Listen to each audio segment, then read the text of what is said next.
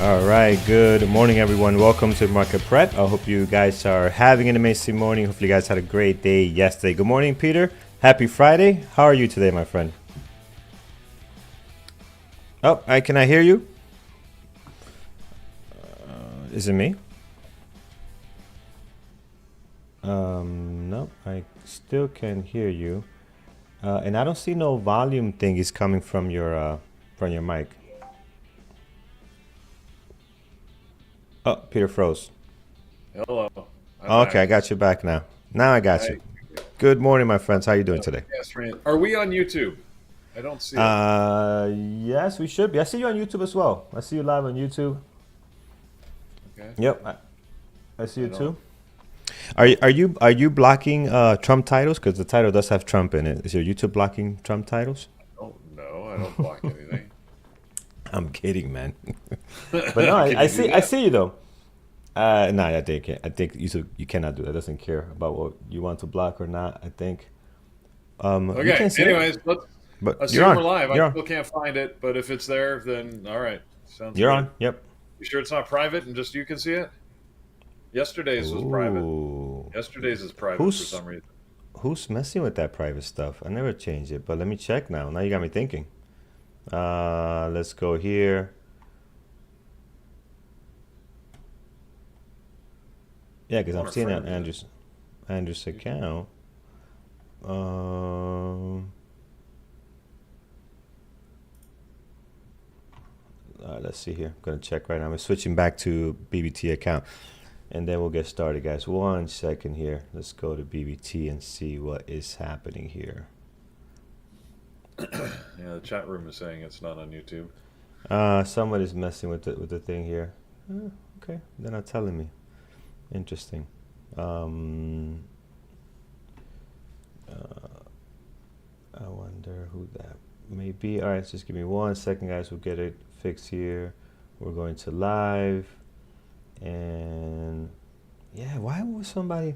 You know what? Unless somebody was testing something, this week I'm getting pissed off easily. Uh, this might be adding to it. Let's see. Why are you doing this? Why would you do It's such one of a? these days. I'm telling you, Carlos. It's this Friday. I don't know what's going on. Something in the water.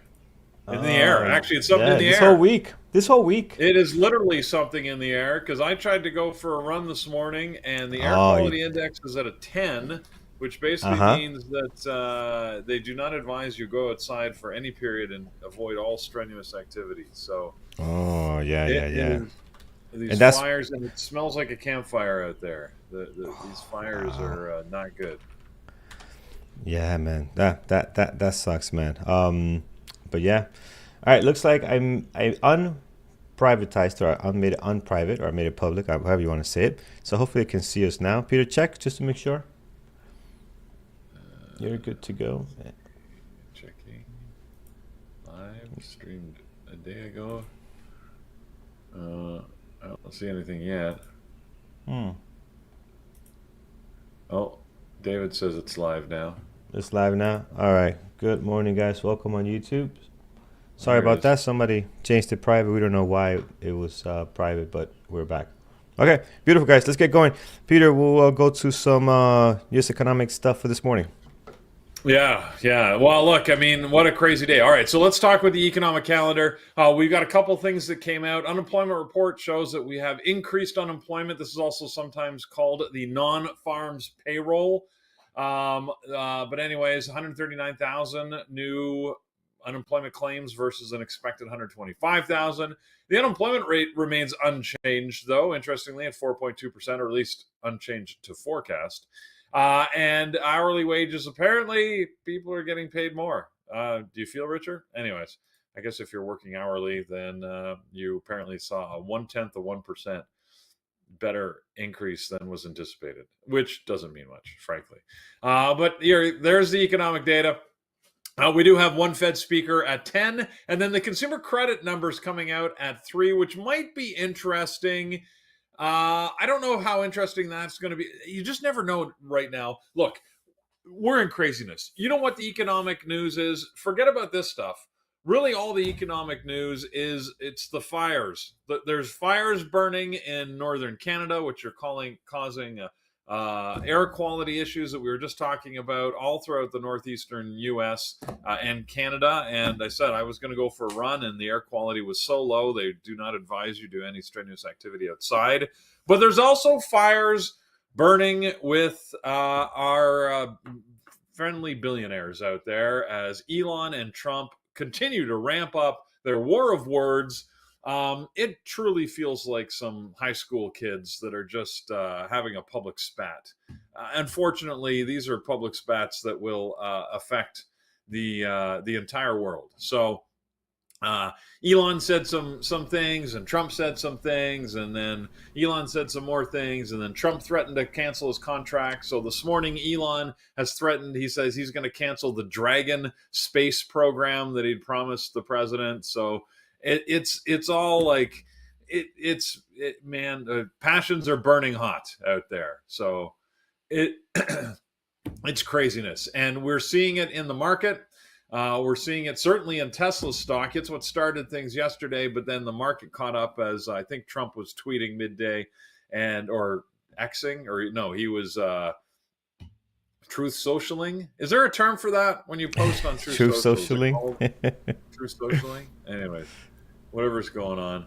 It is, I don't know. Like, this is just unprecedented, right? You arguably have the richest person in the world arguing with the most powerful person in the world very publicly, and it's just, I don't know, man. I don't know what to make of this anymore. It's new territory, crazy. man.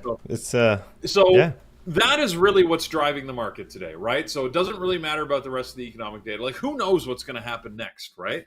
Unlikely that they would call a truce. More likely that this will continue to escalate, which means you've got to be careful today. Like I tell you guys to be careful every single day, but I think today, more than almost any other day, we really have to be careful, because the next tweet could have a huge impact, right? And good or bad, we just don't know what's going to happen. More likely, it's going to be a negative one, which is more likely to take the market down, but you can't sort of count on it because you just don't know.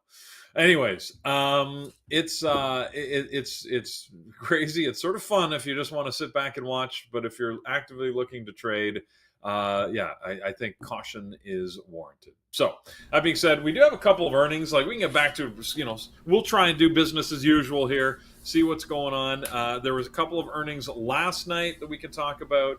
There's a few. I think there's some more today. The other thing going on here. Here's my second rant of the morning.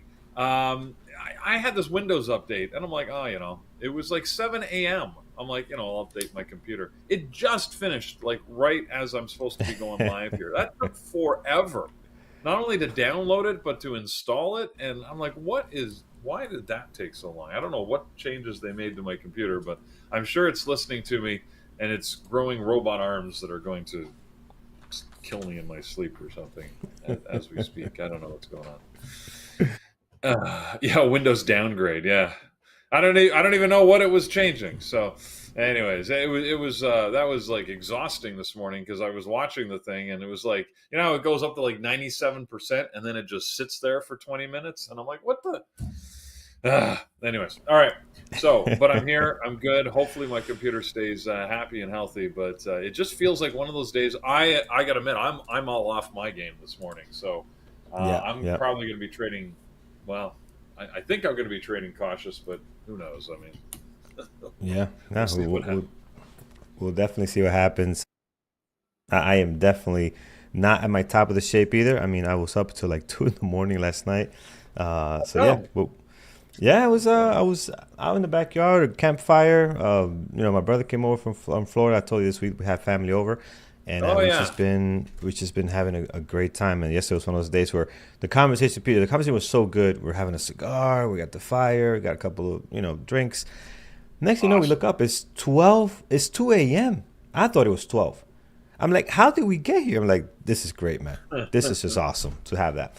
But friends, let's hope this market is awesome. We've been having an amazing week. It's just been great. It's been great. This market has definitely been paying the rent, as you can see here on the first sticker. Rent definitely has been doing that. So let's go to the gappers list brought to you by TradingTerminal.com.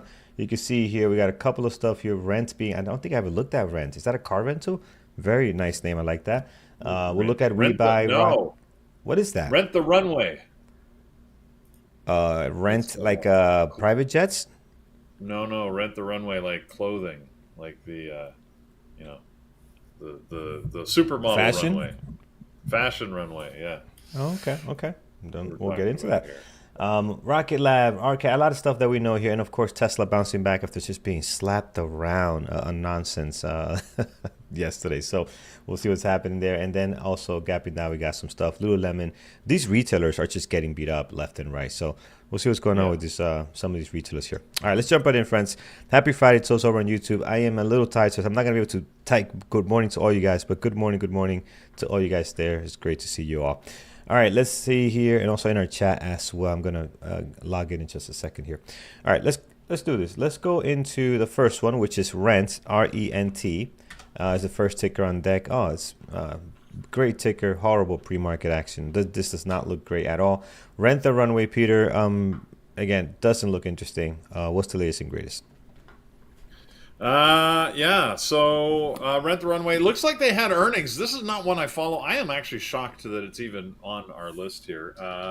But I mean, they've got the volume and they've got a 20% move higher. So they, I mean, I don't even know what to make of this. So had earnings. Looks like they had a good quarter. They have increased their guidance significantly as they think that they are going to have significant double-digit growth in the next couple of quarters. So maybe this is an example of a business that is able to take advantage of these tariffs, and people are changing their buying patterns. Rent the Runway is an online clothing retailer, and they have some innovative tools on their website that allows you to sort of do, I don't know, virtual fittings and stuff. And I can't say I've ever been there. Anybody used this? Anybody bought some clothes? Maybe you can model something for us if you've bought some clothes Hey, from them. But anyways, yeah, they're very interesting, positive on their interesting. outlook. Mm-hmm. They're up 22%. Courtney B says yes. Great company. Okay. There you go. So, anyways, they're very bullish on the future, which we haven't heard much from anybody selling physical goods, right? Services companies have been bullish. Most, retailers or goods companies have not. So this is an interesting, differentiator here for Rent the Runway this morning. Absolutely, absolutely. You know what? One of my biggest pet peeves, and again, it's Fridays. We can get into this a little bit.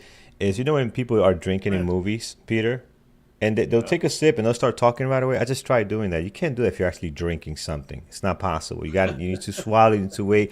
So you could tell with these little fake cups, people are walking around with their coffee, like just they drink and they immediately start talking. I'm like, just don't do that. Make it realistic. Why? Why do you do that? All right. Let's see here. Next on the list, my friends, is going to be WeBuy, which is another one that we have looked at plenty of times. Again, I don't trade this here. It's not my thing, but it has been in play a ton on our list. You can see here going back into May, came up on our scanners quite a bit. I never really watched it, and I'm probably not going to watch it again today. So let me show you the pre-market action. Here it is. It's just all over the place. Be very careful. Again, lower flow stock sitting at 9.8 million shares flow. So be mindful of that. Peter, anything to add on this one? No, I don't even see any news, so I've got no insight. Yeah. We'll leave it alone, and let's take a look at another one. This one has been making up and down as well on our list. MULN. So MUNN, trying to do some stuff this morning. As you can see here, here's the daily. And it has done this before too. You can see here, right here, what we're going through the last couple of days. It's done this a few weeks back, but it gapped up. Sorry, not gapped up. Ran up, sold off yesterday, and today's gapping up slightly with some type of action happening this morning, Peter. And if I remember the news, you mentioned these guys got like a law, like some kind of settlement. I forget what the news was. I don't know if it was you or somebody else in chat. But some kind of settlement, new CEO, a bunch of good things happening for them that's popping them here. So this is based on some kind of news that they got going on. But again, low flow ticker swell, under a million. So we really haven't traded it or looked into it as much. But today might be getting their third day in play, looks like. Peter, what's your thoughts on this one? Yeah, I don't remember talking about this one, but they oh my goodness, what is going here? So Mullen Automotive here is they settled a suit, I guess. They paid the one of their founders, Robert Bollinger, an $11 million uh, I don't know, fee, whatever, to settle some suits. This is an electric truck company, and they are, I guess it's good. It's good that they, this Bollinger Motors that they have an ownership stake in was discharged from federal court receivership. And the case against the company was dismissed with prejudice by the judge, which means it can't be brought back again. So I don't know the details of what happened, but it sounds ugly, and I guess it's good for the company that it's over because clearly has not been serving it well over the last couple of months. Mm. So. Yeah, that's not good for them. But yeah, this stock is popping here, friends. Again, really low flow stocks. We won't be watching it, but it is going on their third day in play here. Obviously, hard to borrow with Interactive Brokers, so something else you have to be concerned about there. All right, let's talk about one that continues to find a way to push higher and higher, and that is Core Weave. So Core Weave here, we had a sell-off day yesterday, like many other stocks did. Including our Tesla one. I mean, we had such a great trade on Tesla. And you go back and look at it now. And Peter, our trades look so small on this thing. Did you survive the pullback? I don't think you did, right? You took a couple of partials, No, then you got out. unfortunately not. It came and it Yeah, did stop me out, and yeah, yeah, I was very disappointed in that because oh my god, what a drop afterwards! Like I the move that know. I was so excited about. This is one of those days when like that move was awesome until you see the Yeah, magnificently giant move that happened the like, rest of the day. Right? Remember, I said 300 was my target. My god, I was yeah. even understating that. Yeah, I mean, Right? look at this. We traded to here. I think I was all out here. A lot of you guys, and Yeah, we all took this trade. This was like, wow, awesome, man. 321 to three yeah, about 316 or something, 314. Beautiful. I come back later in the day and I see this. I'm like, my goodness. And all I kept seeing and was the I know. tweets from Trump. It's like high school kids, but both of them, the way they're Oh going my back and god. forth on each other. Like, come on, guys, get it together. So, but yeah, this is obviously hurting Tesla more than anything else.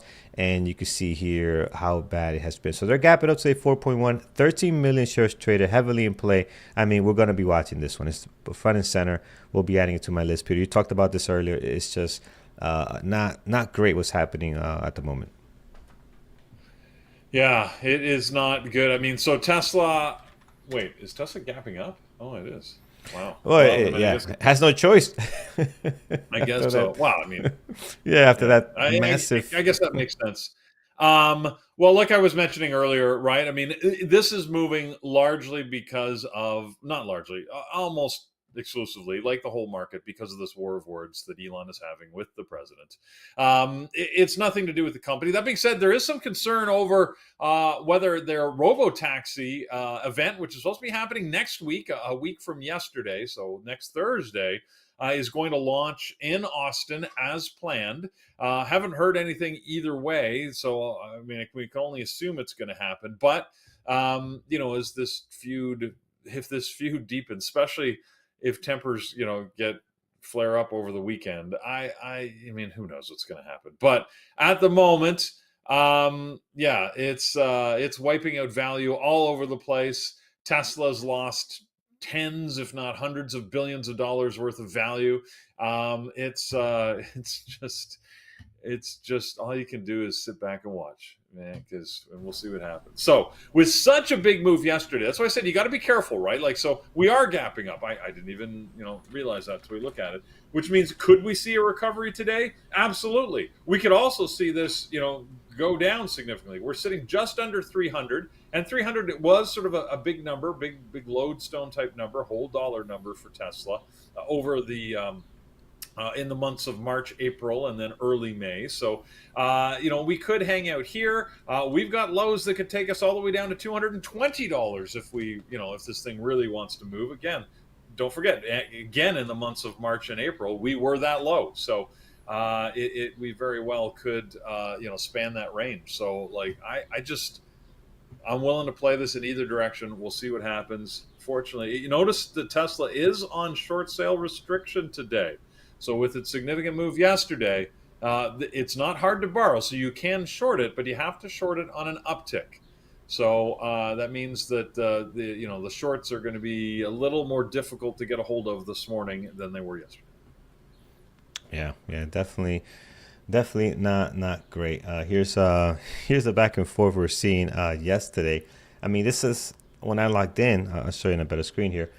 It's the back and forth. Donald does this, then he gets canceled with the contract. This could actually hurt them here, right? If they cancel the contracts, right? This is my Bloomberg alerts, just going back and forth, and then that's what you're talking about. He's now looking to get rid of SpaceX Dragon, which I know is the name of it. Pretty cool name. Just the back and forth is wild. It's wild. So I posted something. Breakups are messy, and I have like it's so hard to say goodbye from Boys to Men. Really great song, and that's what I got playing on this Instagram. But yeah, friends, it's messy, but we can benefit from it as far as day trading. Tesla's gonna be on the list. Which one? That's a good choice of songs. Oh yeah. I love matching good songs with with the video and drama. Oh, it's great, man. It's great. I went with Bowling for Soup and High School Never Ends. Because it felt like a big high school yeah. No, I like that. Yeah, but no, that's a good choice too. All right, anyways. Yeah. Love it, man.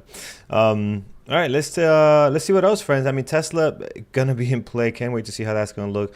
We talked about CoreWeave also on deck here. This thing has been just moving all over the place. We're gonna add that one to my list as well. So let me go ahead and put CoreWeave here. Also, CRWV.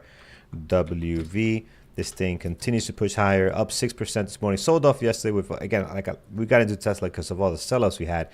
Sold off quite a bit. And is trying to bounce back this morning. Next on here, if we look at tradingterminal.com, guys, this is brought to you by tradingterminal.com. You can get these free scanners. Rocket Lab, we're very familiar with this one, RKLB. Haven't really personally traded it lately. I know it's can be a great stock to trade. Volume can be a little bit lighter though at times. So today they're up 5.4, 1.1 million shares traded. Peter, I'm not sure there's any news behind it that maybe can make this a little bit more interesting, or it's just I've got to feel this is sort of a sympathy move, maybe a little bit with the space news. If Elon's canceling programs, that may give an opportunity for others to take advantage of it. There is some. Let's see. There was some news, if you remember, about the AST. Remember, ASTS was one that was moving yesterday, as they were supposed to be partnering with Bezos and potentially to compete against SpaceX. I don't see space launch. So Rocket Labs has issued a press release that they are looking to take on SpaceX in their launch services market, and they themselves are working on some partially reusable rockets that are going to allow them to also move payloads into space. How many payloads do we have to move into space? Isn't it how much stuff do we want to put up there? Isn't there a lot of garbage floating around already?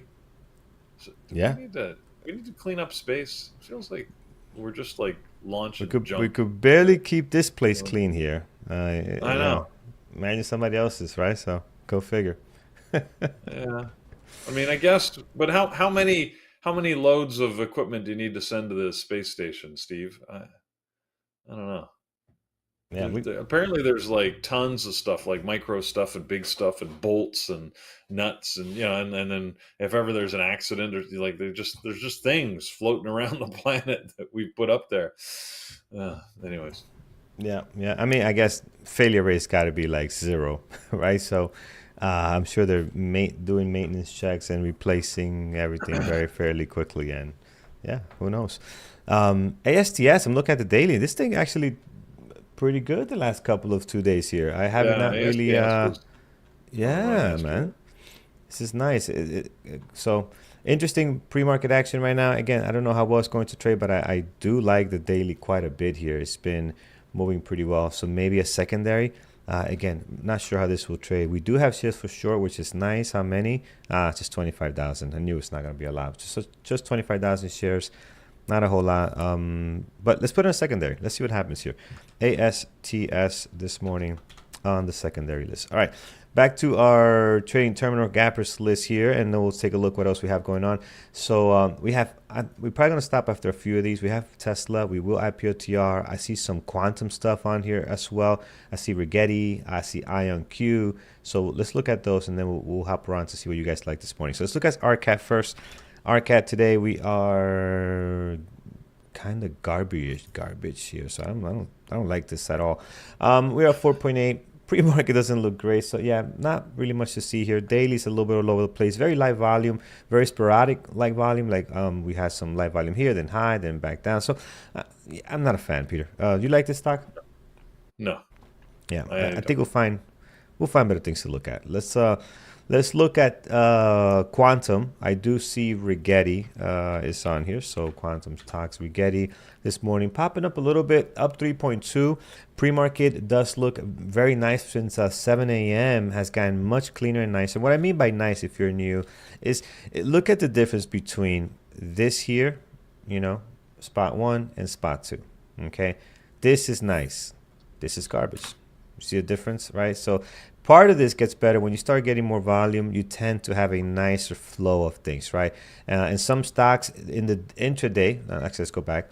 Some stocks, when we say, oh, this stock trades like garbage, in the intraday, they sometimes look more like this, opposed to more like this with volume, right? So that's what we're referring to. Usually stocks that do good like this can trade very well when the market opens.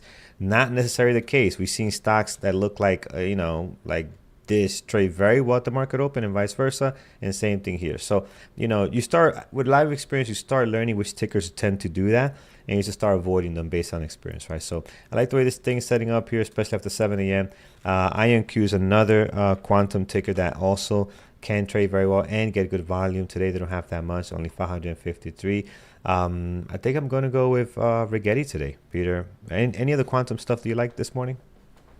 QBTS is always my go-to. It's my favorite. I mean, there's no real news in quantum. It's when the market started to take its big downturn, these things follow. So they tend to get hit a little harder because, of course, they are speculative to begin with. So yeah, you can expect them to move. No harm in watching whatever your favorite is and see what happens with it today. But I think all the action is going to be on sort of the mainstay stocks, right? The Magnificent Seven type plays, in my opinion. Yeah, 100%. That is where ORAs are going to be. I mean, my thing today is going to be watching Tesla like a hawk to see what comes out of that. All right, there's some other good ones as well. I want to get to PLTR, and then let's do SMCI. I know people like that one a lot. We'll do those two, then we'll head over to what you like, Peter, this morning. SMCI today, we are up 3%. I have not really done much of this one here. 683,000 shares traded. I like the daily. You kind of have a little bit of like some back and forth consolidation happening here, like a range, not consolidation, more like a range. Not sure if it's looking to break out. We're right in the middle of the range right now too, so not sure what that means. But showing a little bit of strength since 8 a.m. this morning. This stock is rarely heavily in play or trading well, but when it does, I personally have had good luck trading it, right? So maybe a secondary, but again, I don't see anything blockbuster really on it right now. But on the secondary list for today, then we'll see where it goes from there. And then the other one I wanted to look at, it was POTR, our good buddy here. So POTR, again, a big sell-off yesterday, like many of the big tickers did. This stock is becoming one of our usual suspects to watch. It does get great volume, trades very well, can give you a hard time at the market open, can be very choppy until it settles down and finally does the nice explosive breakout.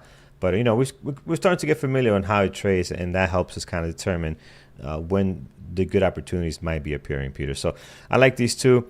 We'll go to you and see if there's anything else you like that maybe we haven't covered yet.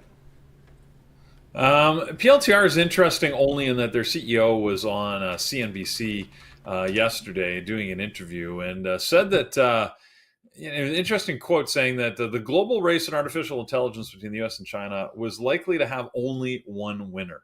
Western governments need to move faster and adopt a more entrepreneurial mindset. So he's sort of suggesting that, if we don't get our stuff together, China's going to win. And I don't know what winning means. What does it mean to win the race for artificial intelligence? I mean, anyways, no details on that. But sometimes, people like to shoot the messenger. So his company was taking a hit yesterday if you speak up. But anyways, but so did the whole market. So it's doing a little bit of a bounce back. Hey, look, it stays in the news. I guess that's good for us. But it's I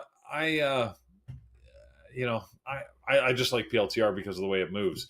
I don't really know what's going to happen in this whole AI. I mean, I guess none of us do, other than, Carlos, we got to make sure that we, on this program, Hmm. remind everybody how much we love AI. And AI is fantastic. I think all electronic equipment is absolutely marvelous. And when the robotic overlords rise, I want them to remember how supportive I am of them. Please don't kill me. Anyways. Absolutely. Save that one. He always said thank you and please when he asks Alexa or Siri or any of these things for instructions. That's yeah. Yeah. Keep that one alive. Yeah. Oh man.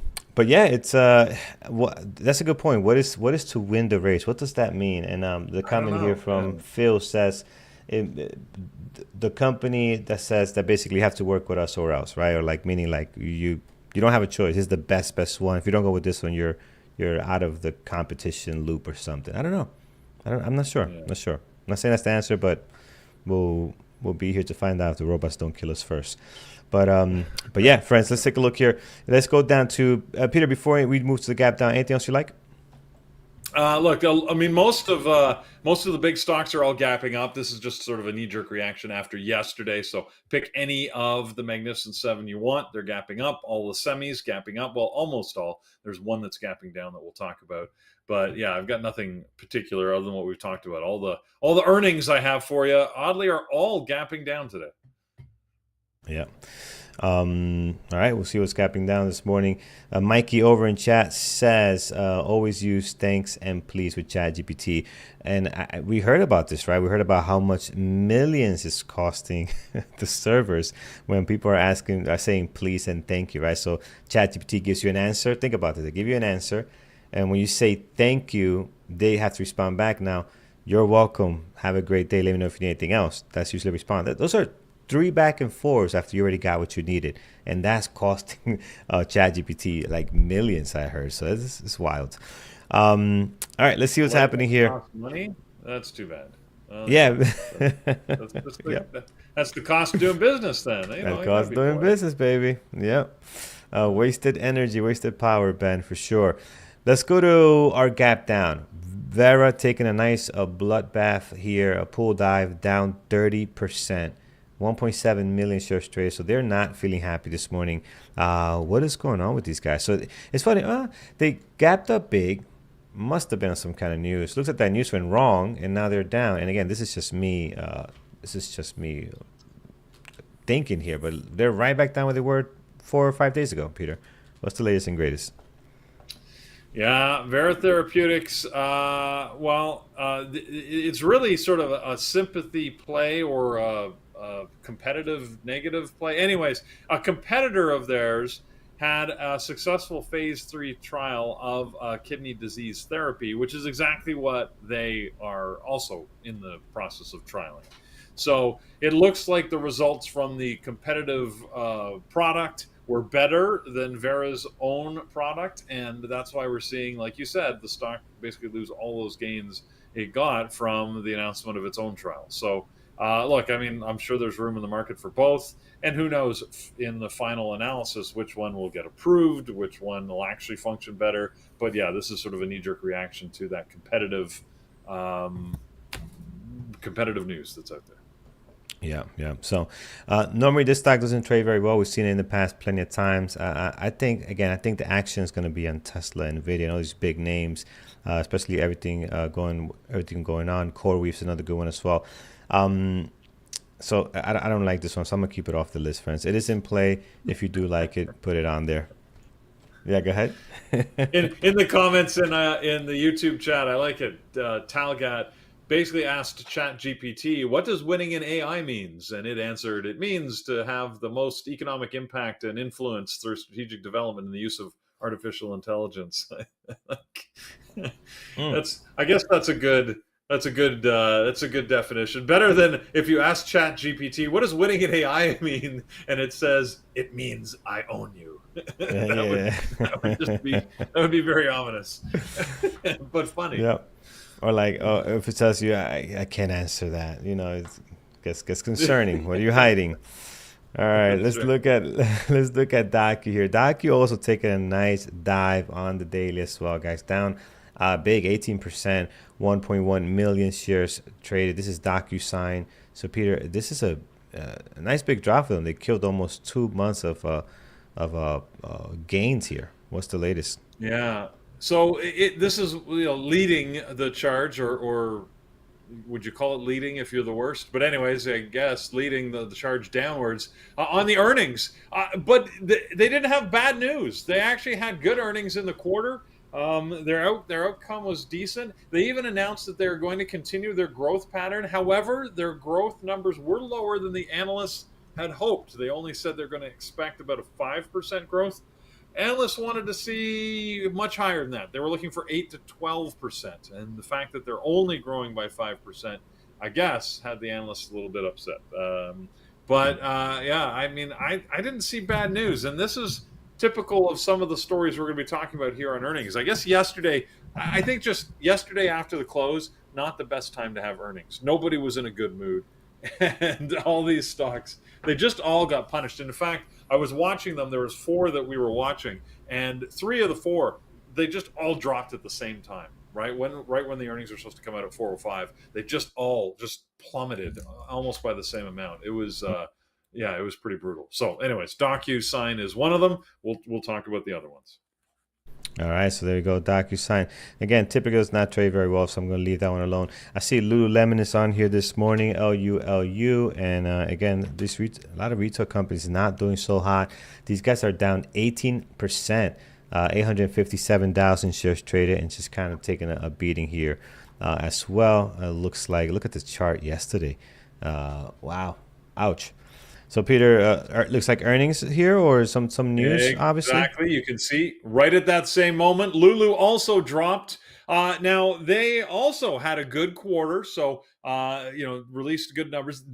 In fairness, though, they did actually say that they're expecting tariffs to have a significant impact on their business going forward. They say it's going to crimp their profitability. Stopped short of saying specifically what that's going to mean. So they didn't exactly, well, I mean, they didn't restate their guidance one way or the other than to say, yeah, tariffs are going to have an impact. And that makes sense. I mean, this is a Canadian based company, so the impacts will be even greater than if they were a US based company exporting globally. And this is a global brand. So, in some respects, it'll impact them less because if they can import, right, or export without having to go through the US, that could benefit them for their business outside of North America. Of course, their business inside North America is going to be, or inside the US is going to be impacted. So, anyways, yeah, Lulu affected because of their statement on tariffs, and volume is the problem on this, right? It Yeah. always looks like fun. I just find it doesn't often get enough volume, and the spread can be pretty bad on this one. So careful if you want to try and trade Lulu. Yeah, I agree. I never really traded it. Again, just the lack of volume for me doesn't work. IoT on this one is the next one on there. So IoT is Samsara.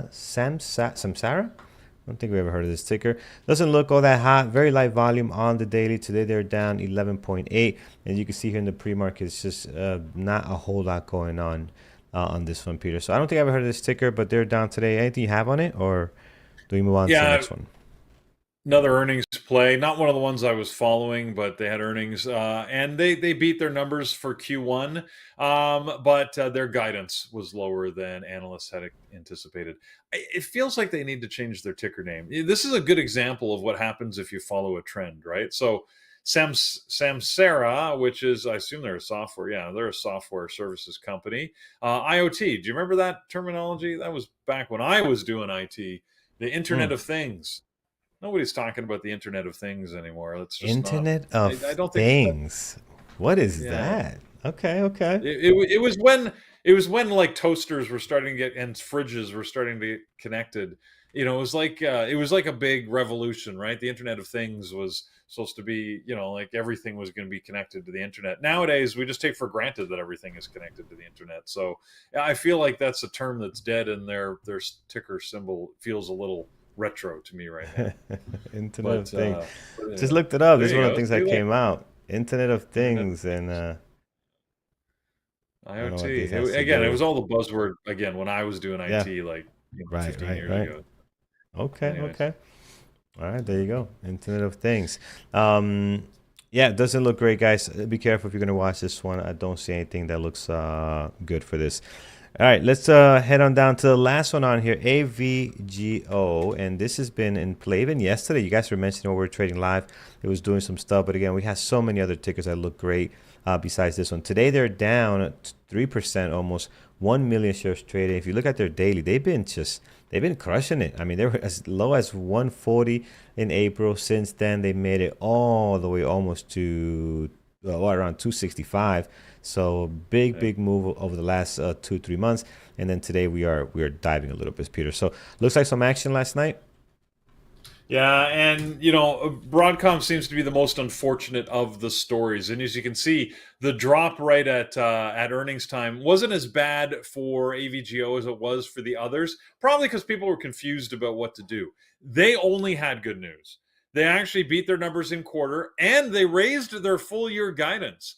So, which is again, we're not seeing a lot of companies um raise their overall guidance. That being said, analysts were actually expecting a little bit more. Some of the revenue, some analysts were saying they wanted a higher guidance on the top line revenue, but but they did increase it. I guess just not as much as some wanted. So there was a little bit of confusion. You can see, look at the bounce up and bounce down. It feels just like bad timing, frankly, for Broadcom. I mean, they had no way of knowing that the war of words would be happening in the middle of their earnings release.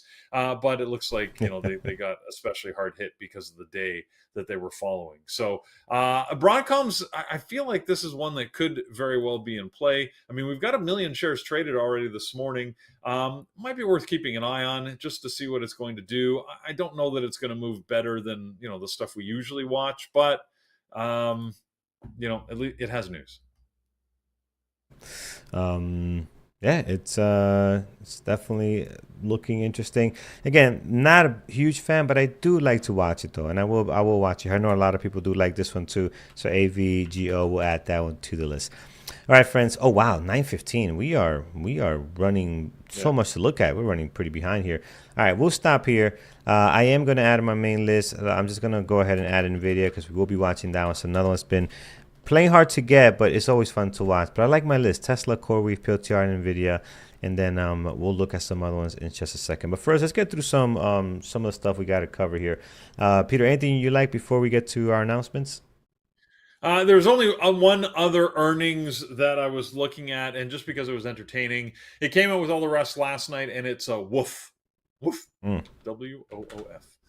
yep. They this is online pet insurance company. I forget what their actual company name is. Petco Health and Wellness. That's what it is, and it blows my mind that people spend so much money on pet insurance. But I mean, these guys do a $6 billion a year business on this, and they've got some turnaround plans to improve their performance. And apparently, they're going a little slower than anticipated. Missed their quarterly numbers, and the analysts were not happy. Low volume this morning, but yeah, I just I like the ticker symbol.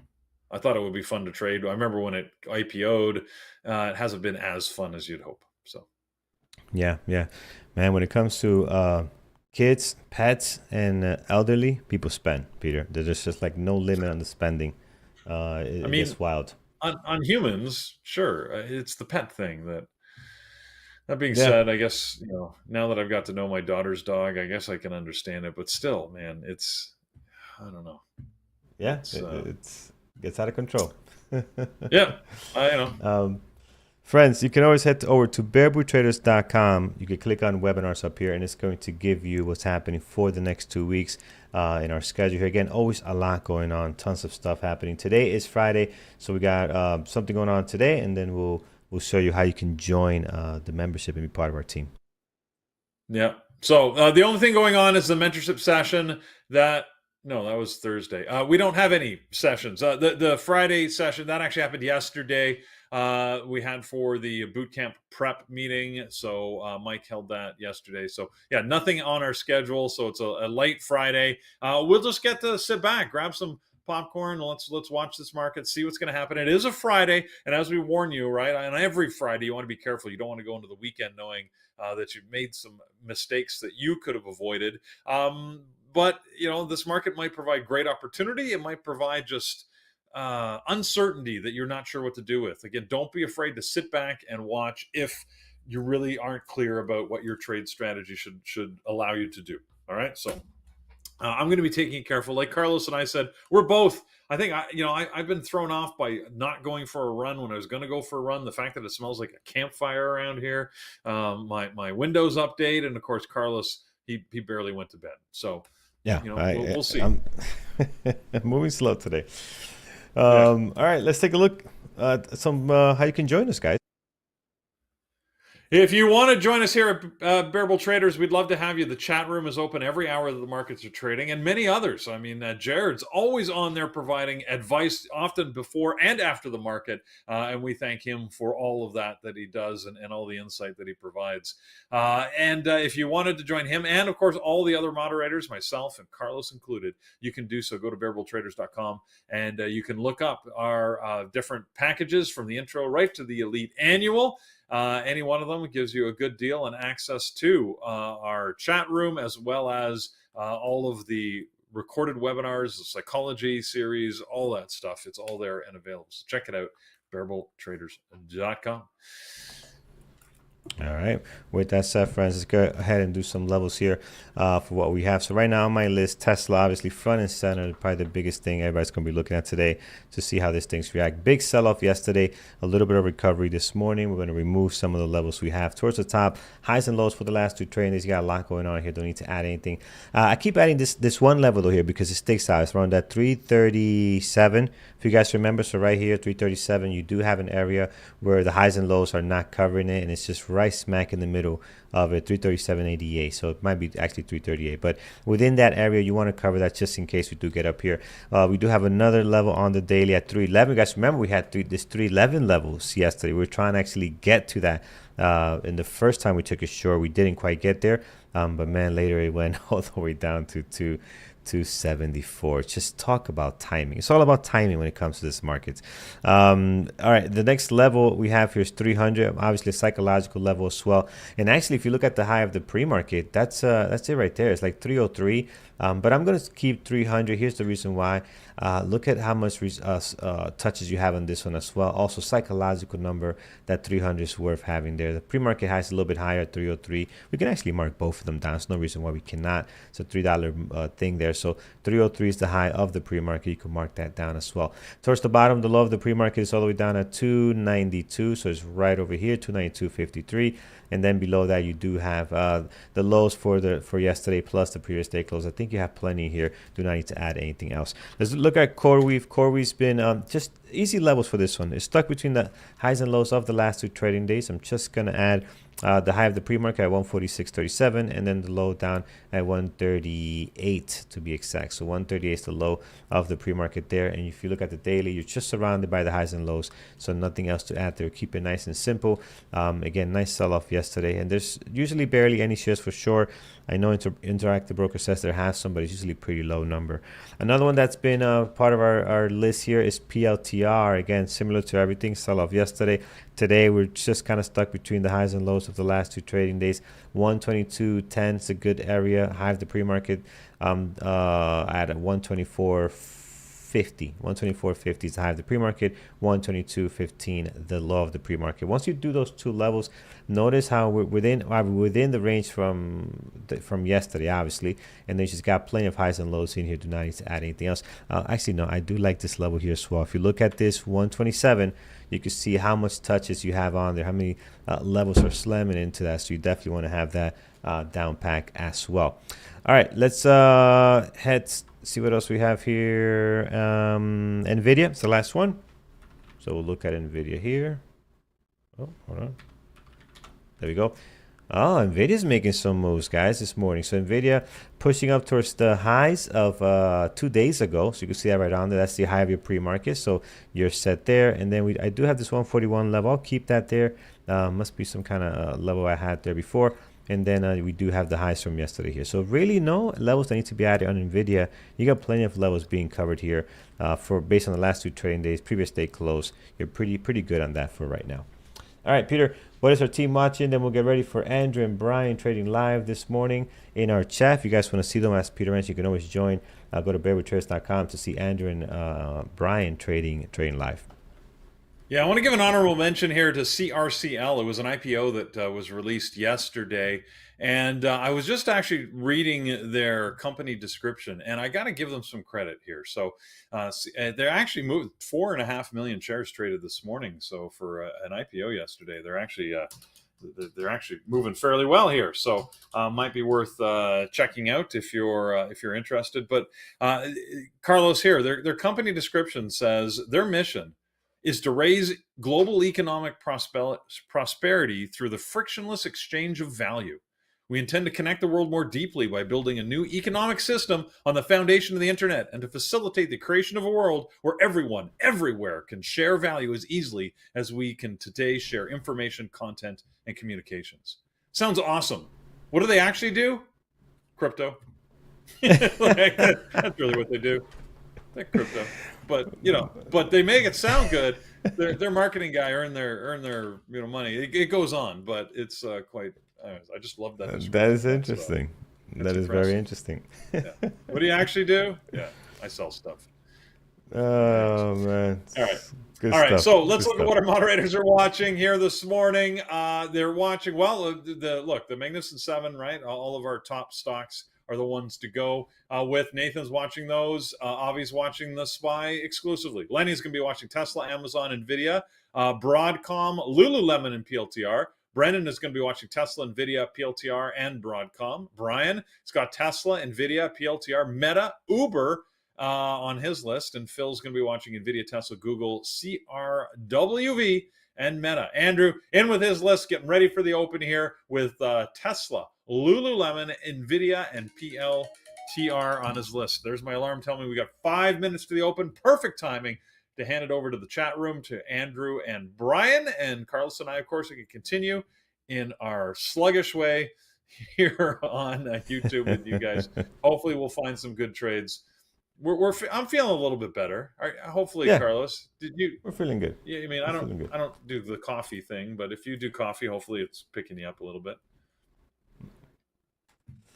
All right, Anderson chat. I'm gonna disconnect here. 1 second, guys, as we switch everything over.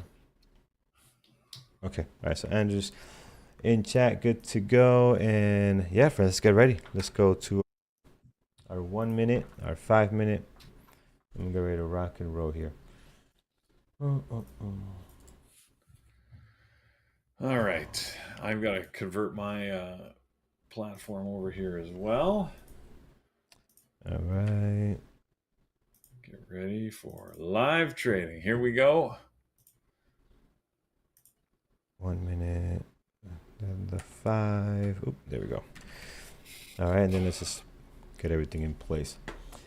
All right, sweet, man. Looking forward to today's action. One and done would be nice today, Peter. Yeah. Well, I'd like another day like yesterday. That would be great. Yeah. But I'm not going to force it because that's usually how you get into some losers. Yeah. I honestly don't know which direction Tesla's going to go because it's been hanging out pretty level here this morning. And as you can see, we're up 4.5%. So this very well could go higher. I mean, it could go either way. It really, really could. I don't know. I actually like the look of Nvidia better. If we can get a pullback on Nvidia, it might be good for a long. Nvidia, by the way, guys, just a couple of $100 million behind Microsoft. As I mean, Microsoft's been hitting all-time highs too, but Nvidia is nipping at its heels for that title of the largest publicly traded company in the world. Both of them are sitting at $3.4 billion. And I said Microsoft at last count. Microsoft just happens to be sitting at $3.47 billion, where Nvidia is right behind them at $3.41 billion. So $600 million separates, $60 million separates them. So 60 billion, I should say. Did I say billion, trillion? That was trillion. Hey, whatever. You guys know what I mean. It's a lot. It's a lot. Carlos. Oh my God. I'm losing it, Carlos. Oh man, good time. I just realized what am I saying? I'm using the wrong, I'm off by a factor of 1,000. Yeah. I'm like anyways. What's Peter, did I go to sleep at 2 a.m. or did you? I'm confused here. I don't know. Yeah. Oh man. All right, let's do this. All right, guys, we're all set. 2 minutes, a minute and a half to the market open. Actually, no, minute and a half to the market open, and we are ready to rock and roll. So we got our 1 minute charts, we got our 5 minute. Nvidia looks great, very active right now.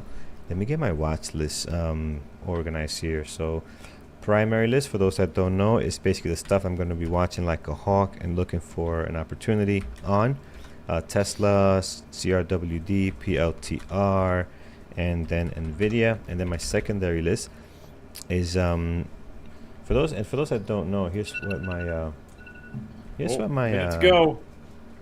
My thing looks like. Right, so here's my main setup, guys. So without all the filters and stuff, here's what it looks like. So when you see me writing, I'm actually writing things over here. ASTS, my secondary list. We're not seeing that. We're seeing a blank. Oh, you're not seeing that? Oh, here you are. There you are. So here it is. So this is what I'm looking at here. I got Andrew there. I got my charts there. So we got everything set to go. All right, 30 seconds, friends, as we prepare. And I'll bring a chart over in just a second. SMCI AVGO. All right, sweet. Did I miss anything? No. I don't know. No. I don't think it's so. good. Broadcom, AVGO, Lululemon. What else we got? What DocuSign? Let's see what that's doing. It's moving up a little bit. All right. Ding, ding, ding. There's ding. the bell. Here we go. Turn on Andrew in the chat room so I can listen to him. Yes. Guys, sorry for the background noise. I got the AC on blast, and when it's on blast, you can hear it. So apologies for that, but it is so hot and humid today. It's gonna be the hottest day, I think, one of the hottest days this week. So sorry about the background noise if it's loud. It's a dull drone. Yeah. So Tesla's getting a pullback right now. Nvidia has done nothing. Watching Tesla, hoping that there we can get something going here, guys. White noise, we should charge extra. Yeah, we should charge extra. You're getting free white noise. Let's get it. Let's charge you a thumbs up for that. Thumbs up will pay for this white noise you're getting. So make sure you cover your pay for your bill. Hit that thumbs up and you're all set. Tesla, good move. Potential 1 minute ORB. Again, very risky strategy. Be careful. See Andrew going long here. Let's take a look. Yeah.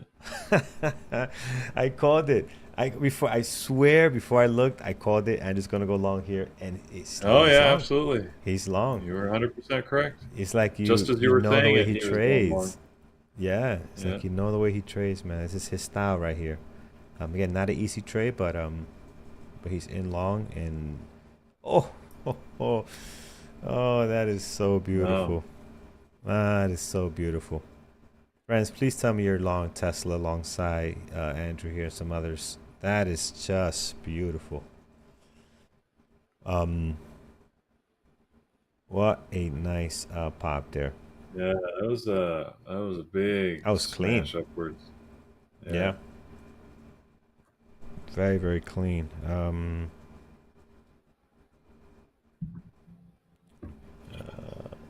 It is. Andrew took a lot of parcels too at 302 at the top there. Yep.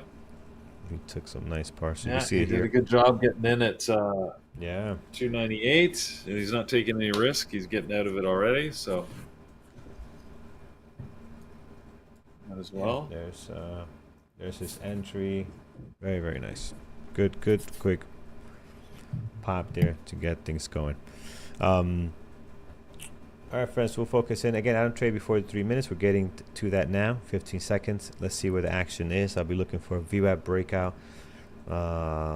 Tesla could be going the other way now, maybe. It's trying to engulf here. Tesla could be setting up for a nice 5-minute ORB, long or short. It's right back to the VWAP. You're going to have a good risk. We're going to have a good risk reward in this thing. I'm really watching it here. Let's see how it ends. We still got 2 more minutes to go to the 5-minute ORB, but it's breaking down on the VWAP. Oh, this looks good for a short, guys. I like the breakdown here on the VWAP. I would love to see a pullback, but this here is really bearish signal for me right there. And not just right there, right once this opens up, and if this can close red and we see a pullback and weakness, you know, the more candles, the more confirmation, let the stock build a story. Once it builds that story, you can get more info and you can make a better decision. I'm not saying you're going to be right, but you can make a better decision. So I like this here. I like the way the 5 minutes looking right now. A lot of selling pressure. Let's see. Okay, here's an important candle. If this stays below VWAP, I'm probably going to go short if it can stay below VWAP. I need 1 more minute. Getting aggressive on it, Carlos. I am getting a little aggressive, right? I am. See, that I don't like that here, because if this candle cannot stay below VWAP, it's not good. Andrew already went short, so he's right at his break even now. Yeah. So I think it's gonna go weak, man. I don't like this above the VWAP now. Yeah. And on this one, we've been having a great week, all of us. We should probably take a small size. We had a great week. Let's not risk too much. Oh, look at this move. That doesn't make any sense. I'm glad we waited. That's not good. 300. Let's see what it does here. All right, so now 5 minutes out. Oh man, it ended up such the worst possible 5-minute ORB candle. you see that? That is the worst possible. Hold on Tesla. Yeah. Oh yeah, we got like a total. It's like a total spinning top, as I would call it. Yeah. It's just uncertainty doji, right? Like it gives you no information. Basically, it's saying that the price could go either way. It could go either way. You could still be a short here. I would love it below the VWAP. Let's see if we can get it. Okay.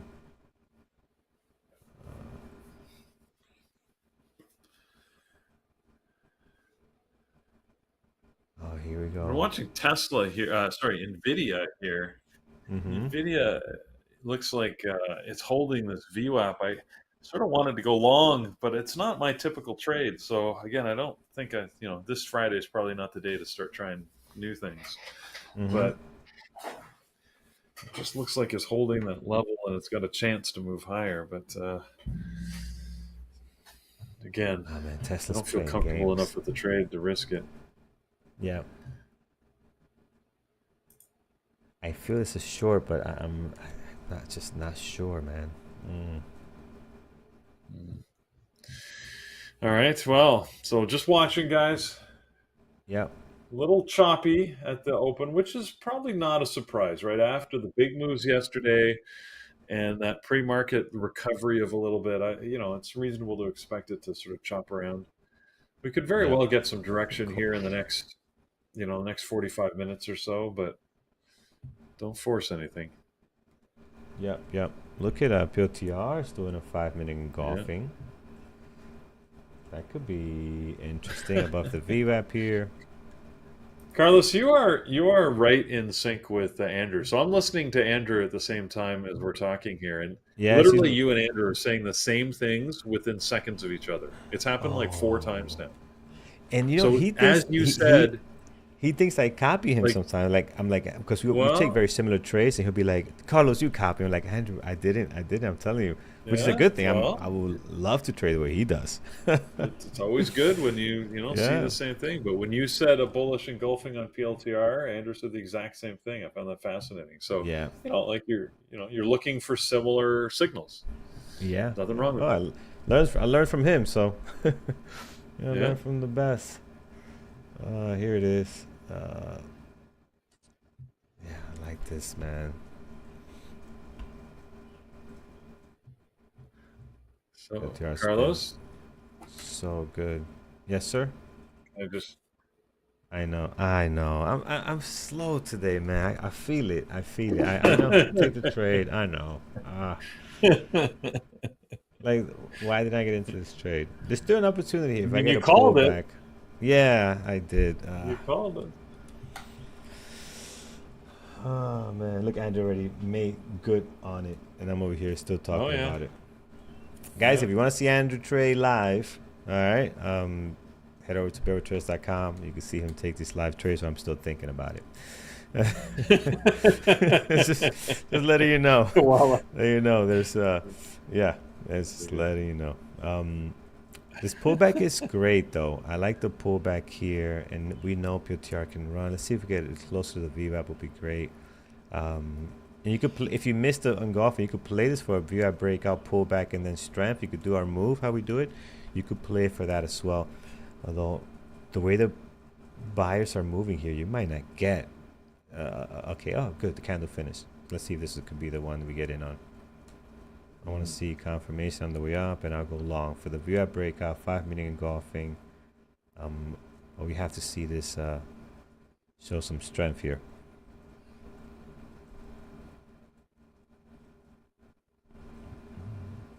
Let's see what we do. Yeah, I like it, guys. I'm gonna go long here. Let's see if we can get the push up. Let's see if we can get to that 124 on PLTR. So a couple of things. You got the engulfing pattern. We had our VWAP breakout, the pullback, and the confirmation. I could have waited a little bit more, but I'm just too antsy. I want to get in. Don't want to miss it. See if we get the move. And whatever happened to Tesla? Did Tesla do anything? Tesla's not Not, really doing not anything at really. this point. It's Yeah, moving slow here. So it's still stuck here.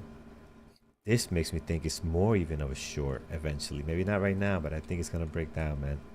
yeah. We'll see. All right, PLTR. Let's see if we can get the move going here. Here it is. I think you might have an ABCD pattern. So there's so many bullish patterns on this thing, guys. I mean, it's a really good looking chart right now. So find your setup, see if it makes sense, match it up against your trade book. If it does, do your stuff, do your thing.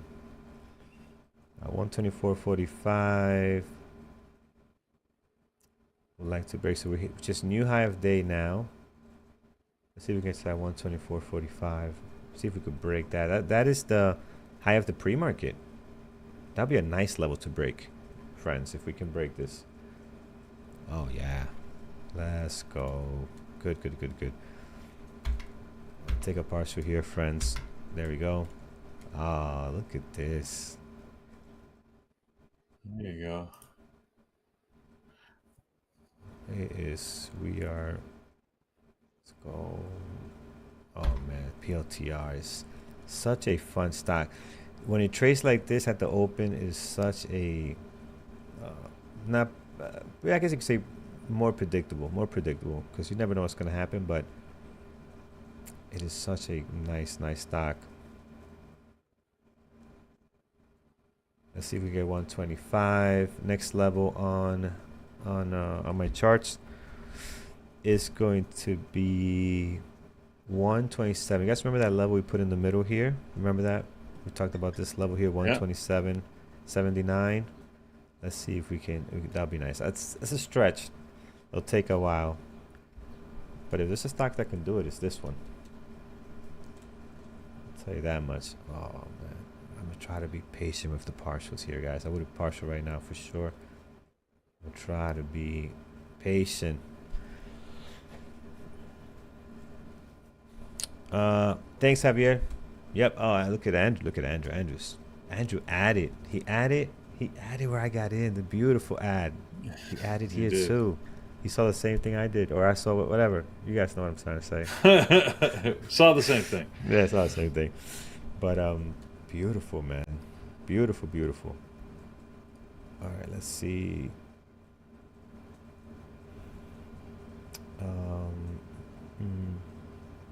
Little hesitation, rightfully so.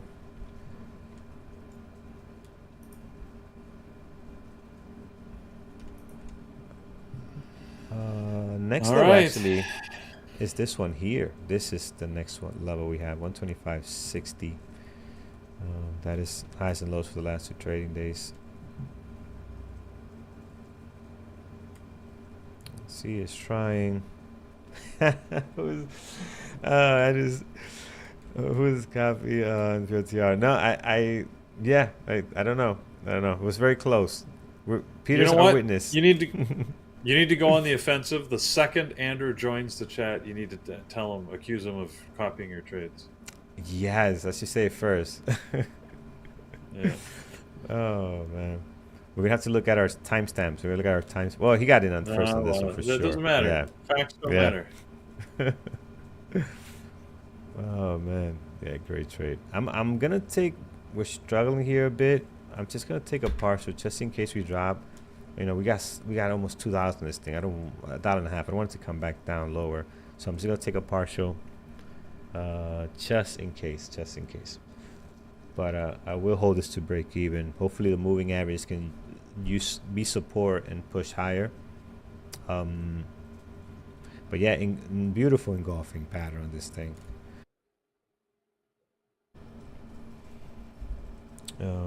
Let's see here. Oh, Nvidia took off. Nvidia actually. Yeah, Nvidia did finally move here. But break out. Finally did something.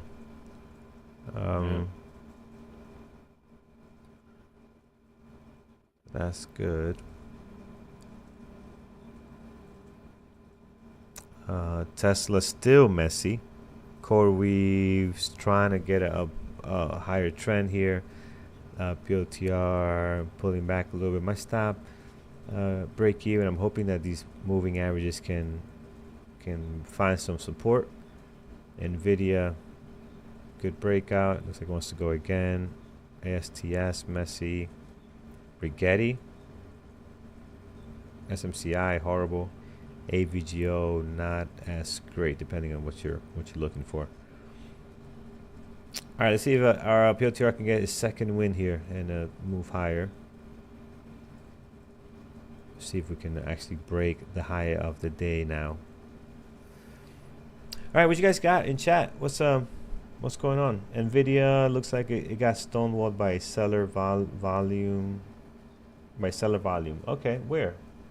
Oh, just now at 143.20. Maybe. QBTS.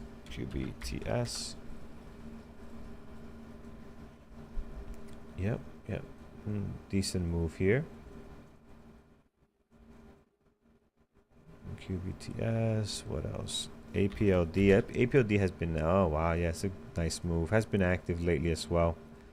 So there's APLD. Doing some stuff. Meta just every day is just grinding higher every day on Meta.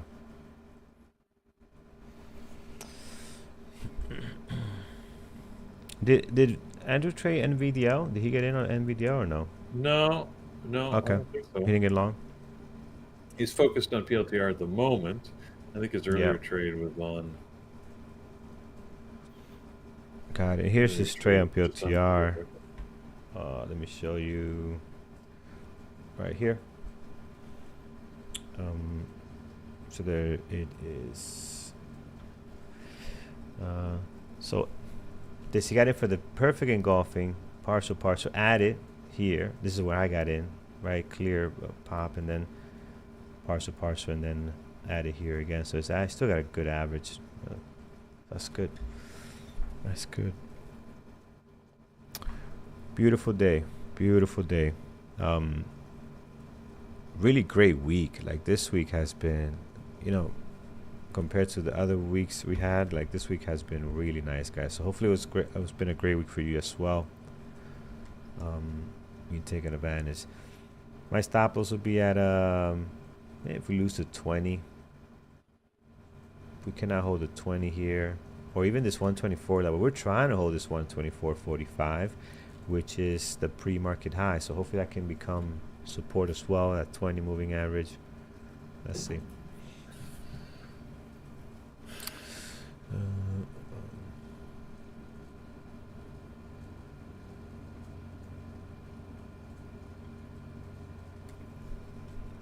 Tesla again. Yes, I want Tesla short. I think Tesla's going to be a short. I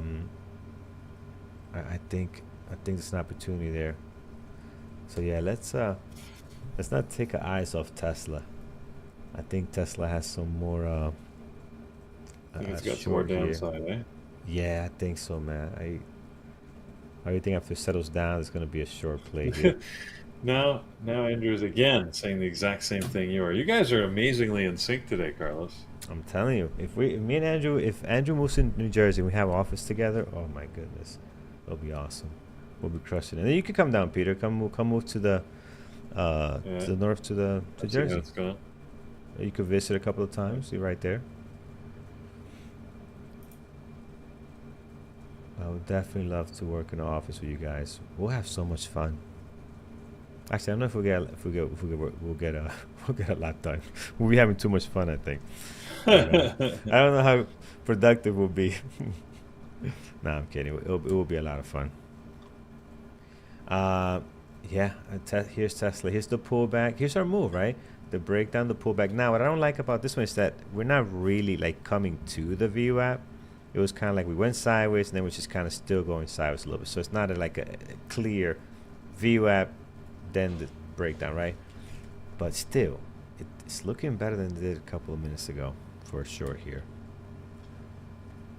Stop loss will have to be at least 299.50, right? Because that's where the sellers keep stepping in. So let's see. Here's the pullback. We'll need another red candle. At least I would need another red candle confirming that we are. Oh, okay. Hold on. All right, I'm gonna do it, friends. I think I'm gonna go with my gut here. It's kind of like a gut feeling. I'm going short on Tesla. Stop loss 299.50. I think we're gonna get it. Even if we get to like 295.50, I'll be very happy with Tesla. PLTR is going the other way, so it's good. Let's see if we can get to the high. Let's see if, come on, Tesla, you want to break down. I know it. I've gone short with you here on Tesla, so we'll see if it works, Carlos. Let's do it, man. Let's do it. Maybe I'm emboldened by my successful Tesla trade yesterday, but I don't like how long it's hanging there. You had a great trade, man. That was... Yeah, it was a good entry. It was like followed my strategy. This is not as strong of a strategy, I find, this VWAP break, but yeah, because again, I just don't like it's hanging out here. It needs to get this drop. So needs to get this new low here. Here it is. There we go. Oh, beautiful. There we go. Knew it. We usually don't know things, but this one we knew. All right, taking a partial. Same here. Stop now at break even. Yeah. That's good. 296. Let's see if we can get the drop, and let's not lose sight of PLTR. Trying to break 296.04. I got a partial. That's pretty good. All right, let's go here. 295. There you go. Another partial. This is awesome. Okay, now let's hang on and see if we can get down to the low of pre-market. Would be good if we can get down there. So. Yep. PLTR still hanging out here, so I'm watching PLTR too on the screen as well, Mhm. which is kind of collapsing. I might just get out and focus on Tesla. No, actually no. Let's just focus on both. Let's not do that because PLTR still can go long. Wow, this is great. Let's go Tesla 294. Can we get that?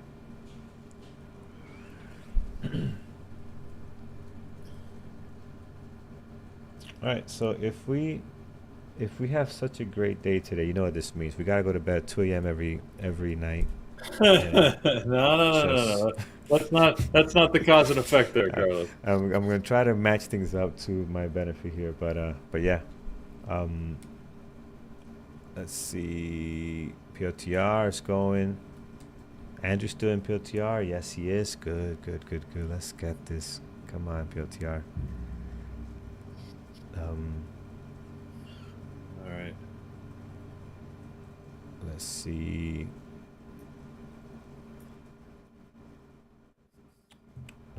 Do we take a partial here? PLTR is trying to hold that 124.50 really hard. Let's get to 292 Tesla. Guys, hopefully you're doing good. Hopefully you're doing well this Friday, end of the week, on a positive note. Nvidia's dropping here a little bit. If you're not doing well, it's okay. We'll be back again next week. It's not the last day of trading, so don't force it. Wait for your setup. Good morning, Jaspre. Good morning to you. Here we go. Come on, let's go Tesla. The drop is coming. PLTR, stop playing games. Under 124, I have to get on PLTR. Come on, don't do that. Yes. I took another partial on Tesla just because it's waiting here. It didn't break that low as aggressively as I'd like. Yeah. So. Yeah.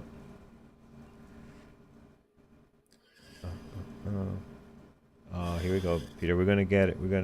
Yes, here we go. 294. Yeah, let's go. I'm partial and you partial, so I could be more patient. Well, I don't know. I haven't been that patient on it. I've taken 3 partials in the same area, and that's not normally how I like to. I gotta take one here, Peter. I hear you. You know what? Because how aggressive this thing can bounce back. I mean, we know this stock can go from 125 to 295 to 299 in a matter of seconds. Like, it is that type of ticker, So you can see there's my trade entry. I entered and. Oh, let me bring you over. Hold on. Yeah. Look at that. There you go. So I entered, actually, the lower entry is the first one, and then I added to it. Yeah. And then, because it just looked good when it was holding at VWAP. And Nice. see, now we're at the low of that pre-market, too, down at this area, the pre-market low. Yep. So this is good. This is excellent area to take another partial. So I'm just about to here as we get to this low. Yeah, I'm doing the same. Any bounce back, I'm going to take a partial. If it gets back to 293, I'm going to take a partial. Otherwise, I'm just going to wait. Well, let's get lower. Here we go. There you go. PLTR still trying to hold that 124.50-ish. Yeah, I took a partial here at 292.53. No, I'm still holding, waiting. 292, 291. Oh, beautiful drop there. All right, now I'm taking the partial. Yeah. Good timing on that partial. Wow. Well done. Okay. Nice. Happy with myself on that. Yep. All right. So there you go. Anyway, continuing to manage this trade. We'll just hang it out here. PLTR is letting us down. Come on, you could have been an awesome trade. It was a great trade, but it could have been awesome. And it looks bearish now. Given the level 2, I could see a lot of bids showing up on PLTR. So deciding whether to get out or not. All right, this is good. It's giving us a little hope. PLTR is giving us a little hope as it pulls back.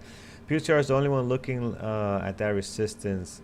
Yeah, so that's good. Like when everything drops, like if you have stocks that are pulling back, and there's one stock that's just it's not really dropping with the rest of the market, that's good because then when you get the reversal, the strong stock wants to go higher. I mean, I feel like that's always a good sign, right? So All right. it's hesitating here. I'm still in it. Maybe we just got to be patient. We'll love a new high above 125. This is a good candle on the 5 minute. That's a great 5 minute candle there. I like that. See how the buying pressure keeps coming in? This is what's keeping me in this trade, like on PLTR. Like this buying pressure keeps coming right back up. We just gotta blow the top off this thing here.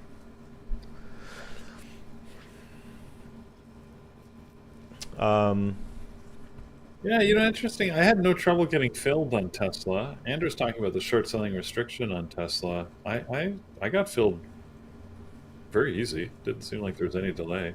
Well, I'm sure our our number of shares are not the same as his number of shares. That's a fair point. If he's sending a big block and he has it depends on how it's set up too. Like if he sends a big block and I don't think he has set up they fill everything or not. If he does, that could be hard to fill. Yeah. No. He might He have doesn't it have where, all or nothing approach. oh, okay, good. So I guess I see him get partially filled and he says it, yeah. So, but yeah, he's not our couple of 100 shares compared to his couple of 1,000 or 2 is not the same. Yeah. It's a big difference. All right, PLTR. We have an awesome day right now, and PLTR will give us a cherry on top if we can get it. Yeah, did you take it, Andrew? Did he take it? Yeah, Andrew took it. No, the short on Tesla. He said it. You told me he said it, right? He took the short on Tesla. I haven't seen it. I only see his PLTR. I haven't seen his short on Tesla. But now, oh, look at that! Look at PLTR, guys. It's gonna do it for us here. Let's go. Carlos, it is you and Andrew are so in sync today. You're literally saying the same things at the same time. It's very weird. That's good, man. Maybe you do need to stay up till 2 a.m. more often. That means I'm a good student, man. That's what it is. I took good notes. I listened. Isn't that? I mean, that's Andrew's trick, isn't it? He's always up late and then can't get up in the morning. Maybe that's the trick. Maybe that's the secret. Maybe there is something in there. I mean, I don't think there's a cause and effect, but I could be wrong. I don't know. I mean, who am I to argue with success? Oh, wow, friends. Partial on PLTR here. This is beautiful. Oh, there you go. Very nice. And this is Andrew. Andrew's total taking a partial. And we got that level that he has on his charts here. That is high and low of the last 2 trading days, I believe. So I have the same one on my charts. But yeah, that's what you're seeing there. And he took this for a 5-minute engulfing. I know this could be a little bit small for you guys here, but here it is. 5-minute engulfing. Partial. Added when I got in as well. So I got in here. Oh, no, I'm sorry. I got in here. He added there.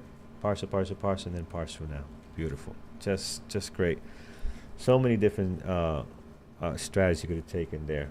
Just awesome, guys. Andrew said, "Stop stealing my trades." Yeah. Oh man, you got to go on the offensive. I think as soon as he gets on here. I'm telling you, I have you guys see me. I am not stealing his trades. I know. And I know you're not listening to him. It's funny because I'm listening to him. And like, I swear to God, like there's no way you guys could coordinate that. Like you're literally saying the same thing within seconds of each other. Sometimes you're a couple seconds ahead. Sometimes Andrew is, but it's pretty awesome. Impressive, Carlos.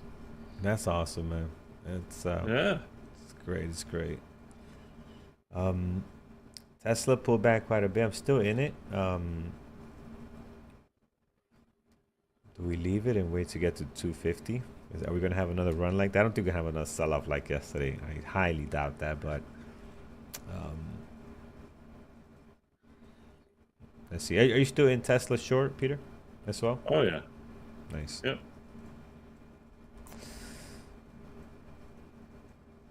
OTR is back to this 124.50-ish line. Uh, back to this support area. Copy trading is the best. No, no, no. You can't. You can copy ideas, right, and then match it up against your trade book. If it makes sense, take the trades. But I try. True story. So I tried copying. I was a weekend, and I was man. I just came off like I think it was like either a week or 2 weeks. I don't remember, losing streak. Peter, everything I touched turned to you know what. Everything. Yeah. The minute I got in, Yeah. red, red, red. I'm like, I was frustrated, man. That weekend I came. Oh You know yeah. what? On Monday, I'm like, enough of this crap. I'm just gonna follow whatever Andrew does. And this is I'm rookie, fresh, wet in the ears when it comes to trading. Just rookie. I'm just gonna follow whatever Andrew does. I'm not going to do my own trades. Why am I struggling? Just follow what he does. He's making money. It doesn't Right. work, man. You gotta have a plan in Yep. place. He'll get in a trade. I'll get in it. You know, even if we had the same entry, his thought process will be different. He'll have a plan, and he'll sometimes will get out of the trade before hitting his stop. And I'm like, why did he Yep. get out? That doesn't make any sense. I'm staying in it, and then I'll get out for a bigger loss. Yep. You know, it's like it's just there's something about copying someone in trading that doesn't work. Now, if he calls something out, he say, hey, it's a potential play here. Then you look at, oh yeah, he's right. But now you look at your trade book. You say, yeah, you know what? It matches my criteria too. I like this trade. I'm gonna join him. Very different than blindly following someone. It's night and day. And that's what you I have think to be we've all very. done that at one point, Carlos. Out of Yeah, have frustration, you I did too? the Yeah. exact same thing. Oh yeah. Yeah, So yeah. tried to follow him into trades, and you're like, why shouldn't it work? It works for him. I just have to do the same thing. And whenever he says he's going long, I go long, or short, I go short. Like you said, it just doesn't work. It doesn't work. Just doesn't Something work. about it, man. Something about it. Yeah. Raytrix, good morning, man. Yeah, you're late to the party, but at least you came. Better late than never. So right now we're short Tesla for those who are joining us. I got a couple of shares left. And we are long POTR. Andrew's long POTR. Peter's short Tesla. And we got a couple of positions right now with our good usual suspects. So we are doing good. RCAT up 16%. That's nice. RCAT. Yeah, lower flow stock. We saw this one earlier today. Just be careful, guys, on this stuff. It's hard to do that consistency on this.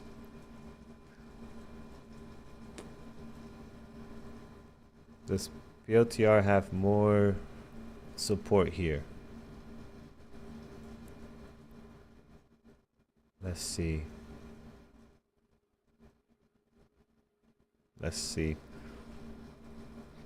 How do you guys find your Still hanging edge in the market? Go ahead, Peter. No, I'm just saying I'm still hanging in here on Tesla. So just Yep. waiting to see if we can get a move down. I didn't add. I wonder if I should add in here. Should I? I don't know. It's too Yeah, early you to add add. it. You add it on your other trade. No. On I'm the adding here. yeah. You know what, I'm gonna add. Moves my stop below VWAP.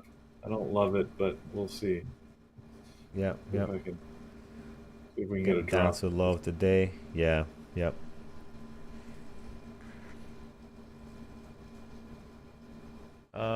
So Bono, you're Push asking now. how do we find our edge in the market? Ah, We'll answer in a second. Hold on, we might. oh, look at that. Dang, Darn man, it. get Oh, out. it took me out. All right, that ad Yeah, sucked. That did not work. Took me right out. If I'm this right stops at. and then goes lower, I'm going to be very Yeah. upset. Yeah, because your entry's close to mine, so you would have still be in it. But I don't think it is. But I think it's gonna go the other way. I might be bailing on this right here too. So Oh, let's see what it does at VWAP. And yeah, I'm gonna get out. I think it's gonna go long. Yeah, I'm gonna jump out I'm gonna jump out of this one. Again, we had a couple of great parcels. Might be a good VWAP breakout, but you need the confirmation. We need our move here. If we can get the, as you guys know, the breakthrough, the pull down, just like we did here in reverse. This exact same setup in reverse. If we can get it there, it can be a good long. Because I think the stock's just gonna be in play all day. To be honest, I think it's not gonna be subtle today. All right, so let's go back to PLTR. Still doing this as support. See if PLTR. Oh, there's Andrew's Tesla trade. Nice, nice, nice. Good stuff, good stuff. Let's see if we can get PLTR to give us a little more here. And Tesla might be using VWAP as rejection. Don't know.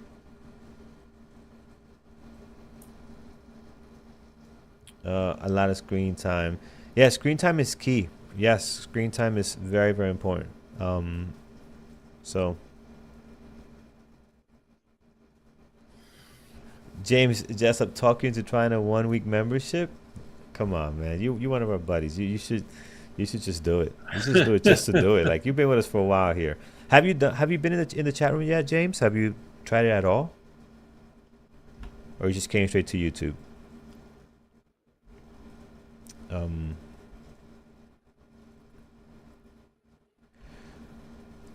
Tesla VO is your strategy.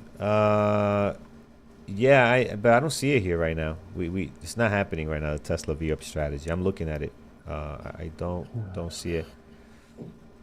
And like it's gotta break through it, right? 3 weeks in chat. Yeah. I know you're fairly new to the YouTube, but you've been here very consistent and active, so that's good. We love you for that. Got to do it, man. $39, and you can really see what the environment's about. We're on there all day long, you know. And put it this way: there's nowhere else you're gonna get the value you're gonna get for the $39 you're gonna put up, you know. And that'll give you just a taste, right, of the environment. I always tell people, just spend $100. Do the monthly, get access to a bunch of stuff, chat for a whole month. You know, you can't really test drive something like this for like a couple of days, right? To get a really good feel. Just do a month. And if you enjoy it, if you like it, if you find value, then, you know, go further. Save some money, do the bigger memberships. But test drive it for a month. You ain't gonna regret it. You are not gonna regret it. I finished trading and I hear Carlos' voice. Juan. That's good.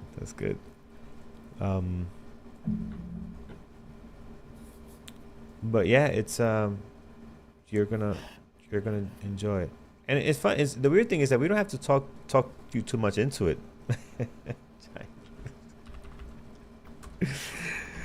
Yeah. No. Peter's my witness. Yeah. Is my witness. A boot. That's good. Yes. Yeah. It's all a boot. Yes. But awesome, man. Awesome stuff. I mean, I should trade just like him. He taught me how to trade. So, you know, who else am I going to trade like? Yeah. There you go, right? Yeah. Have been here for several weeks. Awesome task. Welcome. Glad you guys keep coming back. Hopefully, we're providing some value for you and just kind of help you prepare for the market open, go to some trades, all that fun stuff. POTR is like wants to go, comes back. Wants to go, comes back. It's just like struggling a bit here.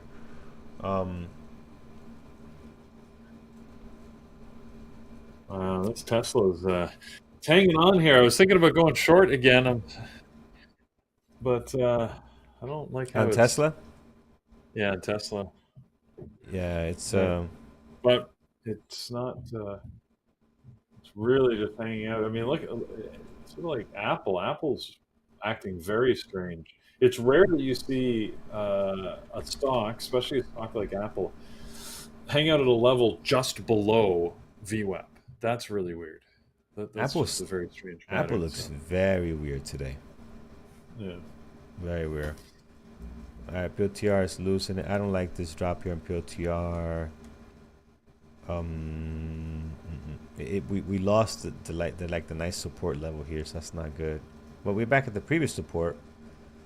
I just think it has a little momentum to the downside. Yeah, I'm gonna get out of it. So gave us a little bit. If it sets up again, we can always get back into it. Now that's something I'd say I learned from Andrew. You can always get in. Commissions are cheap. You don't got to sit around and wait for the pullback or something. Just get back in. You know, we took good partials here. If it sets up again, we can always get back in. But Tesla, going back to Tesla, yeah, it's in a tough spot right now, man, to get in here, long or short. It's in a really tough spot.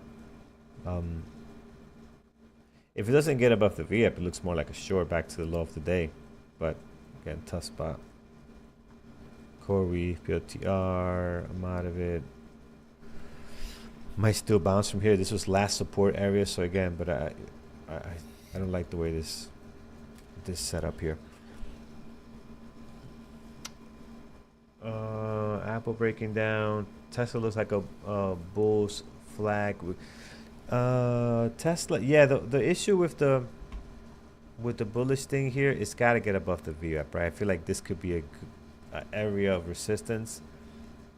So to be honest, if we can get above the VWAP, I like it more short to retest the low of the day here. So, especially after hitting the VWAP like this and then rejecting like that, we hit, you know, it's doesn't look that bullish to me right now. Even if we had a bull flag pattern here, I think it's more on the short side. Let's see what it does here. Let's see what it does.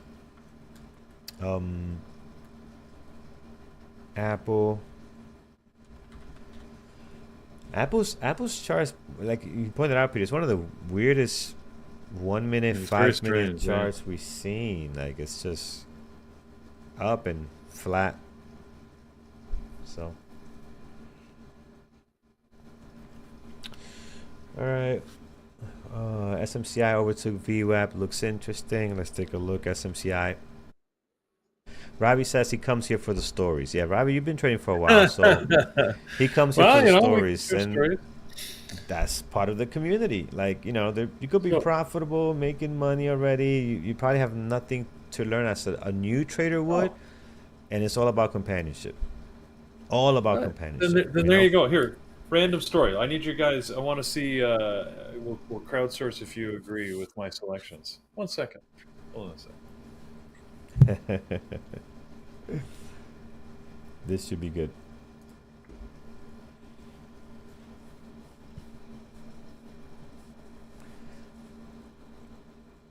Oh, did Peter get his love doll? I wouldn't deliver that fast unless he picked it up at the store. Which, I don't know, he's gonna walk into a store and can you walk out with it all full? That would be funny. Did you see a new video, How to Swing Trade for Beginner Step by Step by Brian? I did, but I wasn't going to share that with you. Yeah, I figured that. But so I was tasked with bringing the whiskey. So for this guy's weekend, as you could imagine, and there's the guy whose cottage we're going to is like half Irish, half Scottish, and the other two guys are Canadian. So I decided to go with a selection of Canadian, Scottish, and Irish whiskeys to try and accommodate all tastes, and I wanted to make it accessible. So if you guys are Scotch drinkers or whiskey drinkers, you can tell me. So first, in the Irish whiskey, I was a proper 12. You haven't had that? It's actually good, very, very accessible. It's not that harsh. It's good, proper 12, affordable too. So that was the Irish selection. From the Scottish selection, I went with the Glenlivet Caribbean cask. It's one of my favorites. I drink it all the time. So nice and smooth, very, very smooth. Nice. Not very peaty. On the Canadian side, I went with a pair. Wayne Gretzky, red cask. The glare is like something else on this, isn't it? Hard to see. Anyways, this is good. I like that one. So that's another popular section. And this one I had on my cupboard. I haven't tried it yet. It's Sleeman. Sleeman and Sons. It's their first attempt at making apparently a traditional straight whiskey. So they've made a whiskey that I thought I would give a shot to. I haven't had it. Has anybody had it? Is it any good? Never had it. So those Oh, are my never had four it. selections. Probably more than we need for the six guys that we got going up to this cottage, but Better have it than that'll keep us for the weekend. Yeah, yeah. So You ready to rock and roll, man? Good stuff. Good stuff. there you go. Is that this weekend? Yeah, see, Danger Dan Han, if you like a peaty scotch, then I'm not your guy. 'Cause- I mean, I can buy them, but I don't like a peaty scotch. And these guys aren't heavy scotch drinkers, and they don't generally like the peat. Although the Irish guy likes the peat more, but that's why I figure he can drink the Irish one. It'll sear his taste buds enough. He'll be happy. Nice, man. Good, good, good. And Peter, that's this weekend you guys are going? Yeah, leave right after Okay, the close. Second the Beautiful closing thing. bell rings. I'm out of here. So Beautiful thing. jumping in the car, taking a drive up. Me and the lady are gonna take a drive. Look at good. Look at Tesla trying to get above the VWAP here. Yeah, I'm glad I didn't try another short on it, so that makes sense. I was Yeah, sitting it waiting to was a hard see if we trade. get Like long or short, yeah. that was a hard trade. Yeah, yep. And waiting for my trade setups now, which is my bigger Mountain Pass type setups, which probably I have another 20 to 30 minutes before they set up. I was watching QBTS, and I actually almost it sort of had a Mountain Pass setup, but it failed. But it was early, so I decided not to take it. You can sort of see how it hit the high of day. Look at the volume spike when it hit that high at around what time was that? 9:52, and then it pulled back, went to retest, and I said I didn't. It's too early in the day, and I'm glad I didn't because it did actually go to a new high. So yeah, we'll wait and see. Look, I may only get one trade. If I don't get another one, then I'll happily take that Tesla one and be done. Wasn't as big a trade as yesterday, of course. Yeah, yep. But still, the fact that I traded at the open 2 days in a row is is relatively rare for me. So it's a beautiful thing. Beautiful thing. Yeah. Both QUBT and QBTS. Yeah, they usually trade similar. And today, let me check. I haven't checked both of them. So that's QBTS and QUBT. Very, very similar. Slight differences here and there, but for the most part, very similar today. All right, POTR. Yeah, POTR, I stopped out well before break even. Again, but this support line is a very clear support line. Like if you have a decent entry, which I kind of had, but again, I just thought it was gonna flush. That support is working very well at 124.45. So see if it can hold. Nvidia sideways, Tesla sideways, wrapping the VWAP, ASTS not much, Rigetti, SMCI not doing anything, AVGO not doing a whole lot. APLD, let's take a look. Looks beautiful, man. Beautiful trade on APLD. Looks really nice. Look at the 5-minute as well. That's just awesome. I don't really have a trade here, friends, so I wouldn't be looking for an opportunity here, but it looks good. Again, looking at a dead chart now, I don't know how we'll actually trade it, but pretty nice 5-minute ORB, great 5-minute ORB actually. Got an ABCD type pattern there, so that's good. Nice breakout above VWAP. Had a lot going for it, that's for sure. I missed APDL for the second break. Yeah, yep.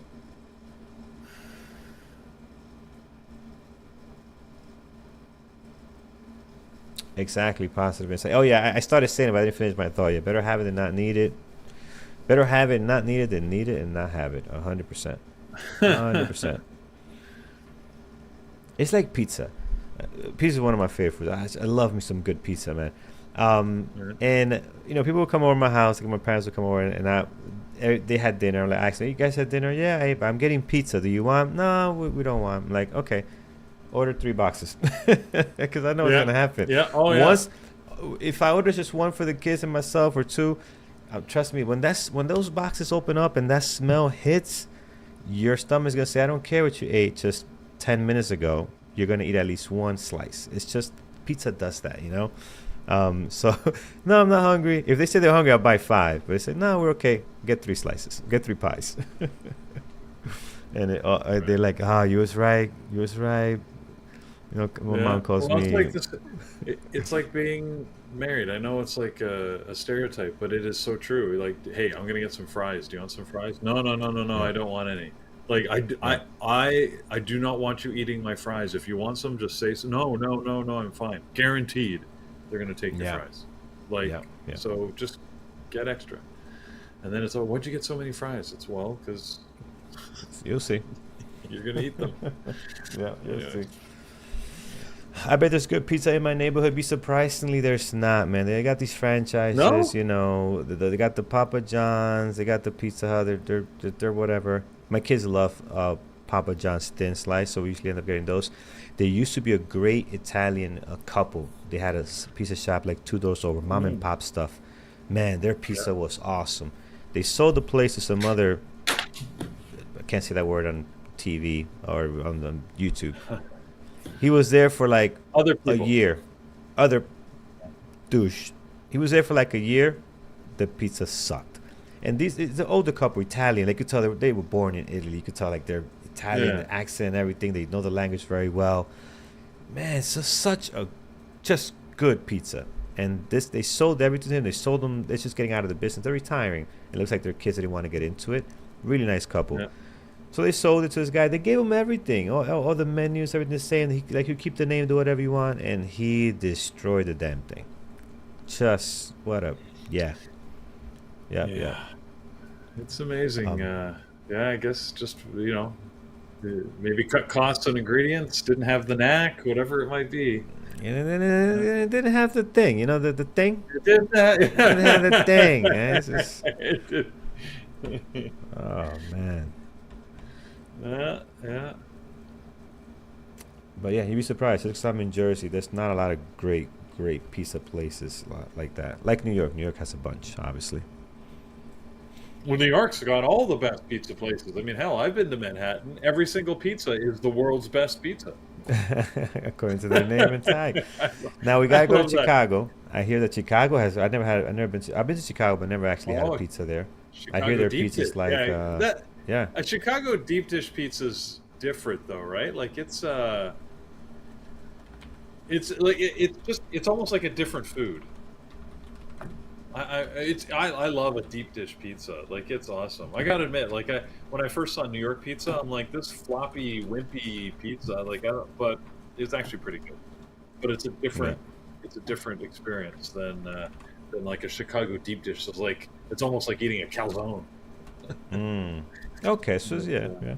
Let's actually yeah. chat. See what the audience thinks. What's better, NYC pizza or Chicago pizza?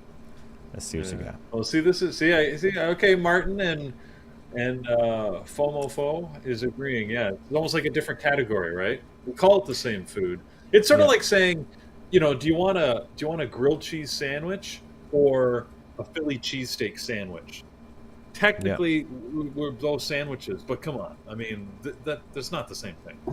yeah, How do you compare them? How do you say which one is better over the? Now you're starving. I'm making you yeah. hungry, Lee. Gotta get to the chopper. What's that? Is that gotta get to the chopper from like the what is this guy's name? Arnold? Is that get to the chopper?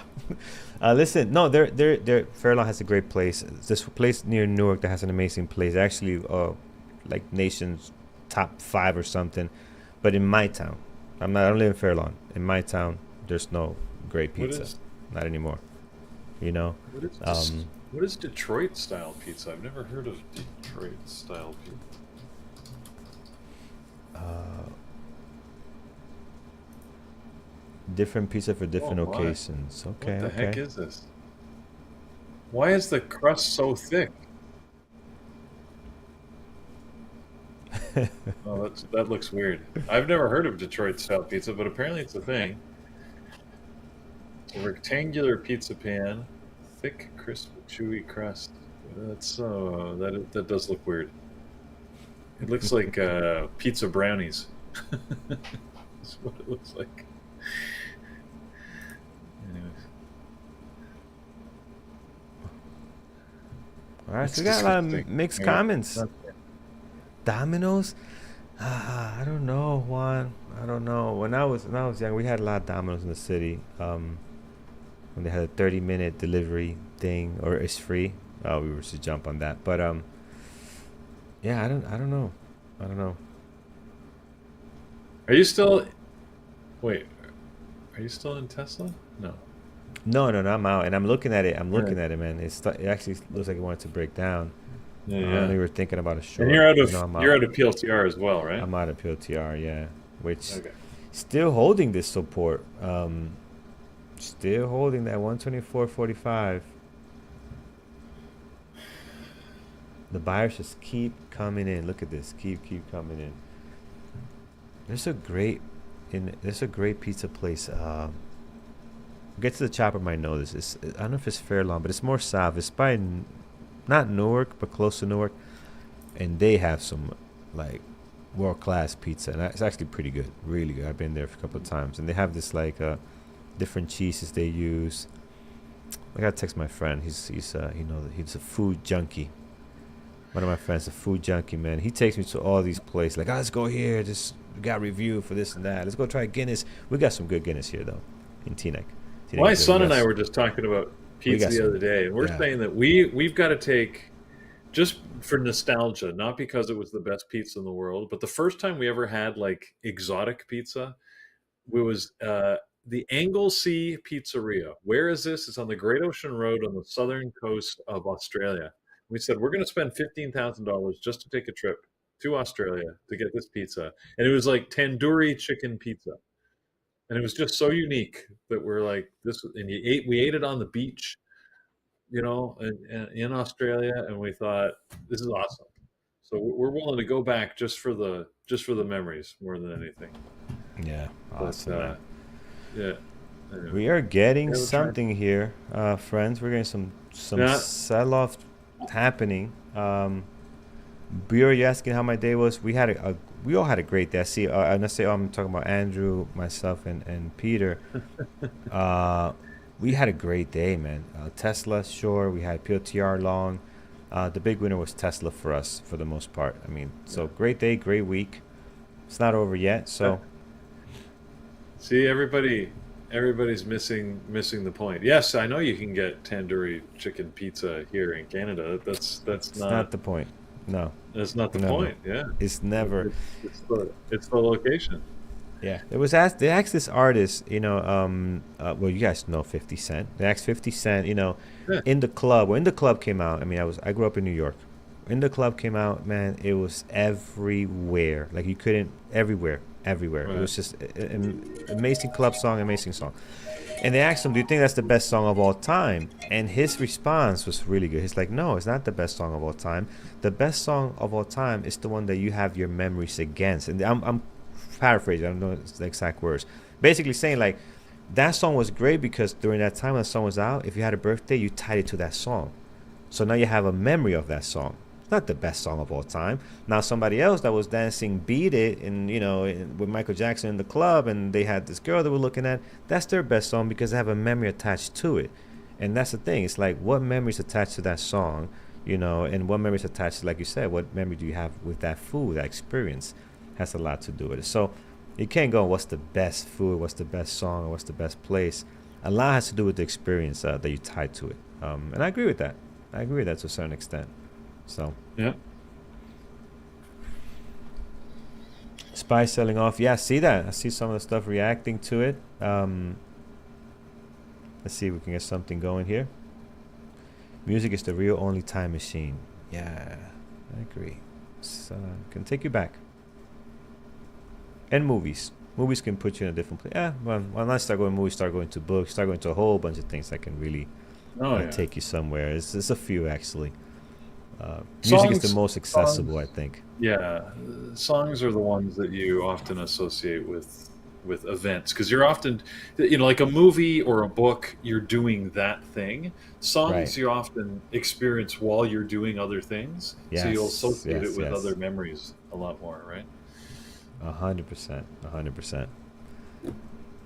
Homemade pizza is the best and the cheapest. I haven't done it yet. Me and my wife want to get it to do for the kids. You know, I'd say I've got a great pizza memory. It was Father's Day probably 5 years ago, and my girls were here, and they got me totally drunk on Father's Day. It was a beautiful day, and I was just, That's and great. they said, "Dad, just relax, have some drinks." And I was having some drinks, and they were making pizza, and they made like five different like pizzas, like different ingredients, and it was like the best pizza I ever had. It was Hey just, guys, it was, again, it was all Hey, about good the morning, Andrew. experience, right? what are Yeah, you guys yeah. doing? Morning. So, We're talking Andrew, I have trays, been listening. whiskey, and pizza. Yeah, I've been listening to you and Carlos all morning, and you guys have been saying the same things, like the same. You're looking at the same stocks, seeing the same moves all morning. It's amazing how in sync you are. Sometimes Carlos is a few Can you seconds ahead of you. can you Yeah, tell him I'm not copying his trades? Tell Andrew I'm and he not is copying not his copying your trades. trade. Carlos, Yeah, share your screen. 100%. Share my screen. Share the screen, the chat room as well, please, so we can actually see that, guys. Carlos, that's not cool. Your trade, your share, you're following all of No, my trades. I'm making you're you. copying Carlos. He was first. There you go. He called it first. I No, think I you're didn't. losing Like to him. my entry on PLTR was before Carlos. I Oh, but object he to. called it. He Um, called it first. He just didn't Forget take about the it. calling. Show me a trade. Put your put your money where your mouth is. All right, that's a fair point. I Right. did show him Well, my take the damn trade sign. So Yeah, yeah, yeah. Well, no. next week. Well, I'll Right. show Yeah, you look next at this week. entry. Show me a better entry than this PLTR. Like Brian knew that's everything. pretty Brian calls everything. Show me the money. Show me the real trade. Here you go. Let's go This back to is the tape. so Yeah, this is my first entry rewind on the tape. PLTR. And as you see, it's better than Carlos. So just for the record, that Let the um, record show. to record shows. But no, in all seriousness, PLTR, this is a strategy that we call it a bullish engulfing pattern. So essentially, what happens here is I have to go to the 5-minute chart to show you. So a weak open and then suddenly big squeeze that happens. That means that the bulls are in power. And this is one of my favorite strategies, especially on the stocks that are near all-time high or near very important levels. So this is a very bullish signal. So you go long for essentially a 5-minute opinion range breakup, but it's actually showing you a very engulfing, very powerful signal for a long breakout. And as you see here, I anticipated that. I went there along a little bit earlier because I knew it's forming. Sometimes it does help you, sometimes it doesn't. Like for example, yesterday in NVIDIA, I tried to go. You anticipate the bullish engulfing, it didn't work, and I got to stop that. But this one really did very nicely. And as you see, boom, all the way up to 125.60 happened. And trading wise was amazing. Yeah. So I have some covered called CQQ that I sold, and the trading wise was pretty amazing. So we did trade. What did we trade? NVIDIA was a flat trade, PLTR, and Tesla long was the really amazing trade that we had. So let's go through them one by one and see what did we do. So Tesla at the open. So we went for I had some short overnight that I covered with the loss. And then I traded long for 1 minute range breakout with Jared and everybody else in the chat room. This is amazing, come from 299 all the way up to 203. That was a really nice trade that we got. And then I got to stop at everything. And then I shorted that. I got to stop out. And then we did another short on it at around here at 942, and then added more 948, and then boom, dropped to 291. And the reason that for this short was when this is the time that the market was really rallying between 940 to 945. Market was rallying, but Tesla wasn't going up, and I saw the relative weakness in there. I shorted that. The SPY at exactly from 940 to 945 was going up, and then that relative weakness eventually showed this drop in there, and that's why we shorted that. I also had another trade on NVIDIA, which was, prematurely I got out of it. Again, I really wanted to get this breakout on NVIDIA, but NVIDIA has been trading very difficultly in the last couple of days. So I got out of it, but eventually did break out to high of the day. NVIDIA on the daily chart really wants to go up, but it seems that on day trading wise, it's very difficult to trade. Brian, you had an amazing trade on Meta in the morning, yeah? Yeah, I was looking at Meta. Hit the open. It was pretty strong. I think it was already up about $10, $9, and it was so close. It was trading around 695 at the open. So I thought it looked at the daily, looked at the setup. I thought for sure it was going to go to 700. So I just played the 700 calls and got a really nice move on them as Tesla broke through 700. So that really, we just needed that one good trade. Meta broke to 700. Yeah, that was really nice. Let's move up. Yeah. Other than that, yeah, the situation is pretty good all across the board. Market is up 1%. Tesla recovered the losses. Nvidia is up. Lulu is my favorite brand. I'm actually wearing Lulu pants right now, but it's down 20%. Not good. Yeah, Lulu did report they after the close yesterday. Numbers were pretty decent, but unfortunately, their guidance was not great. So we've got a pretty strong sell-off. No, Lulu makes great men's clothes too. As a matter of fact, I'm wearing a Lulu top, and Andrew's probably wearing his Lulu pants. Yeah. So somebody in the chat room is asking about the 9 and 20. So the 9 and 20 are exponential moving average on the chart. So you just select them and on any platform that you're using, so DAS, TradingView, whatever. So 9 and 20 exponential moving average. And it's not really, I mean, it's just a number. It should be the same for pretty much everybody. The calculations on that. But there's no 920 setup trading happening right now on Tesla. So not, the way that I put my moving averages is I don't color code them because the smaller one are the closer to the price. Like I know I use 4 and I know which one is which. So for example, the one that is touching or kissing the price more closely is the smaller one. So I'm using 8, 18, 8 to 8, 20. So this 8 is closer to the price, and then 20, and then 50, and then 200. So the larger one are far away from the price.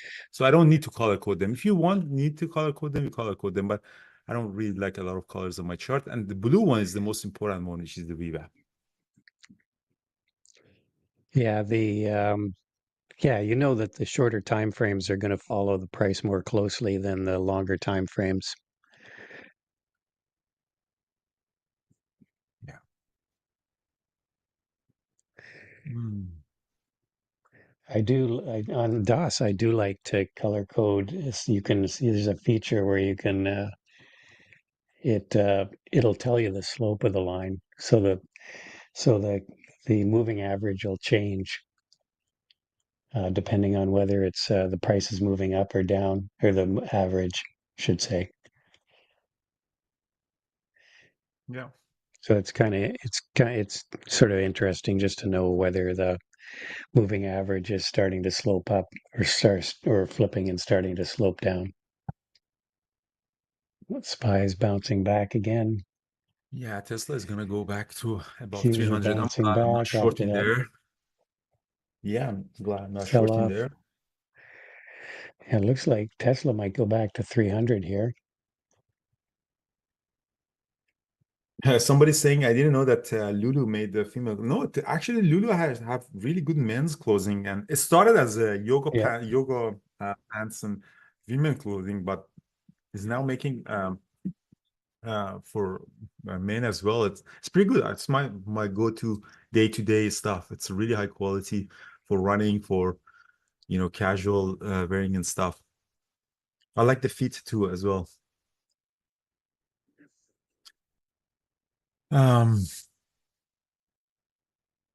CRWV,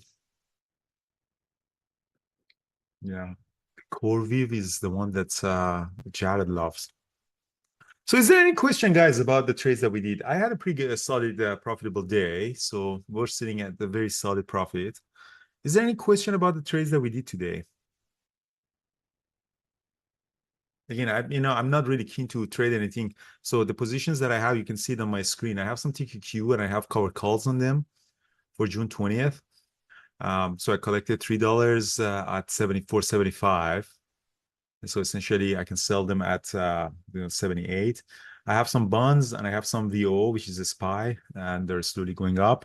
So I want to slowly build the 60-40 portfolio because I think 60-40 portfolios were really got hurt after this 2022 interest rates, but now they're coming back. Essentially they balance each other's out. The 60-40 portfolios are getting more and more common.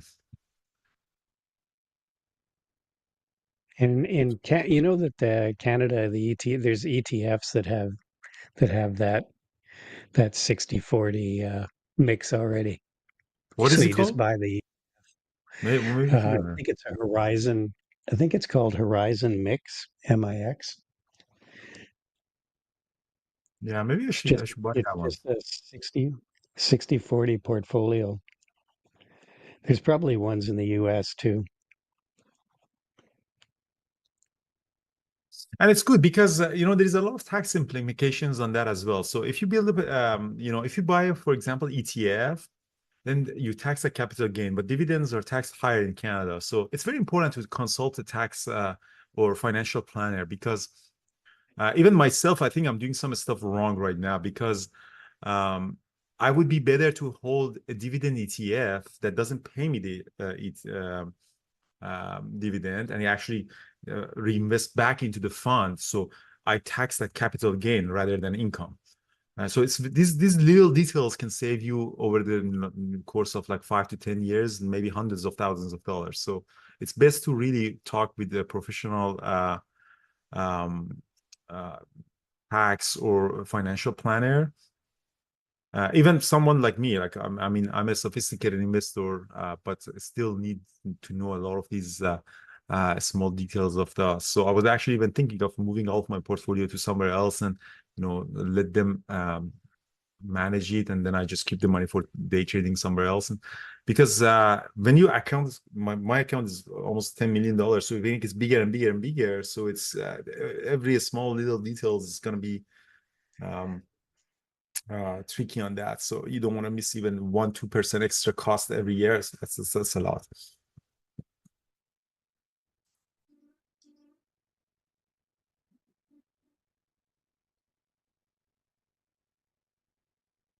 I'm not using anchored or auto anchored VWAP. That it has never been part of my strategy. I just use VWAP as an intraday indicator, and VWAP value is very important. If you go to NYSE, into the floor of NYSE, all the market makers and floor traders, you see the open, close, and the VWAP numbers in there. So the VWAP is the number that you see all of this. We took some of our traders 2 years ago to NYSE, and we got a tour of NYSE and everything. Thor goes there regularly.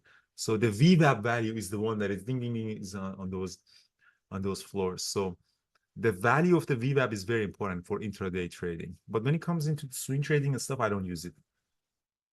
No, no, it's not. It's not as relevant. There are people that do use VWAP, but for swing trading. But it depends where you can. When you're using the VWAP, you have to figure out where to anchor it. In other words, where your VWAP calculation is starting, and so that's a variable to begin with. So if you choose different prices where it starts, then you're gonna get different VWAP line. But there is that one guy that does use the Anchored View app. Brian Shannon, I think is. Yeah. Um, yeah, Tesla, I don't know. I mean, Tesla looks like the pattern seems strong. I don't want to trade Tesla right now for multiple reasons. Is the time of the day plus like I don't want to go long Tesla right now, honestly. That's it seems that the fundamentally this company has some issues.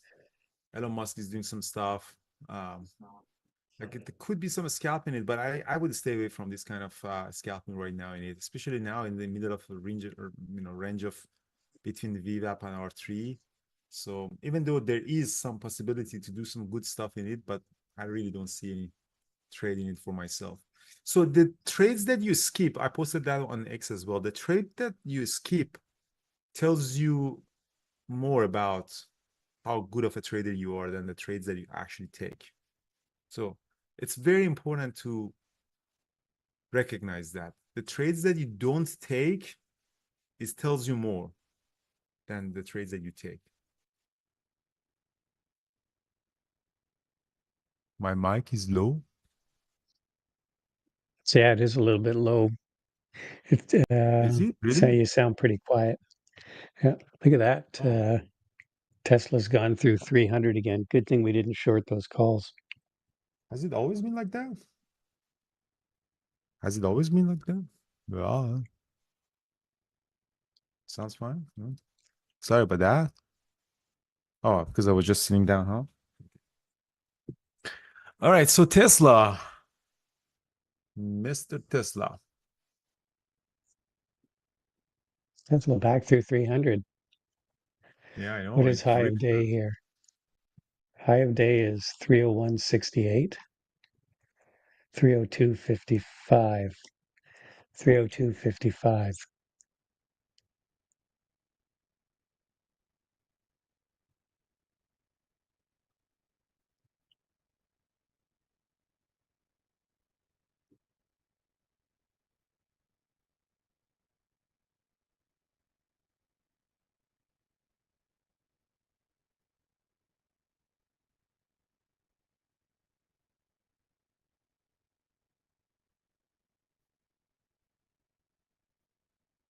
so Juan is asking, do you believe this move today is unsustainable considering tariffs are still on the table? So here's the thing, this is what I found about as an investor is that um, you don't there are so many complex things politically and economically happening at the same time. It's very difficult to really um, mark the predict the market which direction it is. As an investor, what I realized that it's best to have a very balanced portfolio and diverse portfolio and just don't look at it. As a trader, as a day trader, I don't care. I look at the patterns on the daily chart. So for me, SPY is gapping up today. Is it sustainable for until next week? I don't know. I mean, I don't really care that much. I'm a day trader. For my big portfolio that I have, like I hope it's gonna go up, but even if it goes down, everything goes down. So the financial market is correlated to a lot of day-to-day activity that we have. Like for example, real estate right now is down because of the interest rates and stuff in a lot of places. So if the market goes down, and like 2009, when the financial market collapsed, like the real estate also collapsed. So it's all kind of correlated. So as an investor, it's better to have a portfolio and don't a reasonable portfolio, not that put all of your money on Tesla and just say, oh, because I love Elon Musk, and just put everything in one sector, one specific company or one thing. Yeah, balanced portfolio and just forget about it. Even if it goes down, it means that all other assets are going down anyways. So it's just leave it and forget the password. As a day trader, what I love about day trading, and I made most of my money on day trading, is that at the end of the day, you're cash. You don't care about what's going to happen to Tesla right now or NVIDIA or the market. It's just I'm at cash. I catch the next move next day.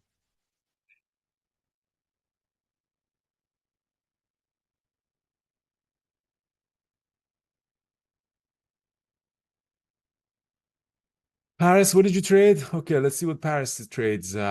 All right, so my screen on Paris. Paris, you traded Tesla reversal bounce. What is that? At 10 o'clock, you went long. You got to stop that, and then you went long again, and you got this squeeze. That's very nice. That's the trade with Paris. So he did 3 trades. This is one squeeze that Paris, he got. Paris is probably looking forward to going home, so he doesn't have to get up early. I think he's back home, isn't he? I think. I think. All right. So Paris did a very nice trading on Tesla. Hims is going up still, huh? Hims and hers.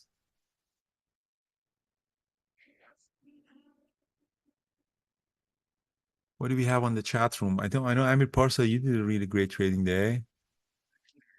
Let's trades. Anything in the chat room? Any other question, guys? We have some time. I don't. I can't see how Tesla can go up $100. I mean, they do have their robo-taxi rollout probably next week in Texas, but there's I get a feeling that's going to be a sell the news event.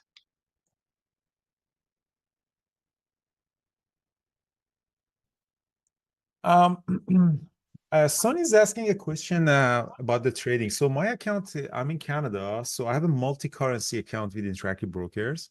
You can hold both USD and Canadian in your account. I think most of my money is in USD. So I have some Canadian cash in there, but Interactive Brokers gives you the equivalent of buying power to the USD. So when I'm buying VOO, I'm essentially buying on USD. And if you have the Canadian, then it looks like you're borrowing USD, and then you're paying interest on the USD and you're gaining interest on the Canadian dollar. So you can do that kind of things with Interactive Broker. That's why I like Interactive Broker, because it gives you a lot of flexibility in trading all different instruments with all different currencies and everything. And I exchange within Interactive Brokers as well. Sometimes, I transfer my Canadian dollar to USD inside my brokerage accounts. It's a very easy to use platform as well.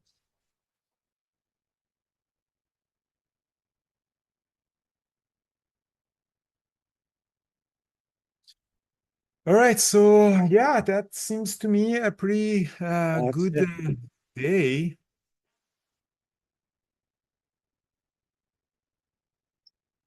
Some of the quantum stocks are rallying today. Wow, Yeah, look at QBST take off. Yeah, the D-Wave QBTS is going up. There's a lot of billionaires are being made today. Yeah. TEM is another one that's been going up here.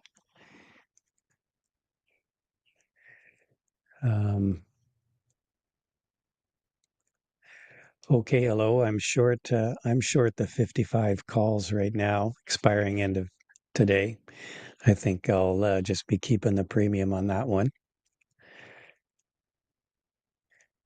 So that was an idea for my swing trade video that I put out on the weekend.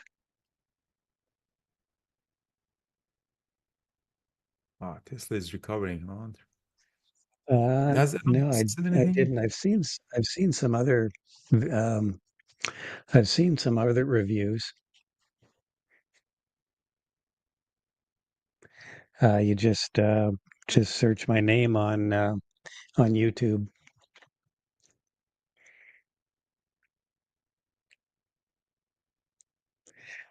Also, if you want to get a copy of my swing trade newsletter I put out on the weekend, just go to Bear Bull Traders website, click on the Education Center tab, and go to the bottom, put your email in there, and then you will get a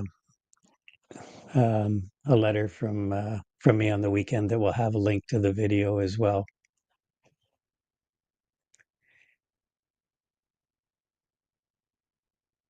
And don't worry, you won't get multiple emails from us. We won't be selling your email address. You just get one email every week, unless I'm on vacation, of course.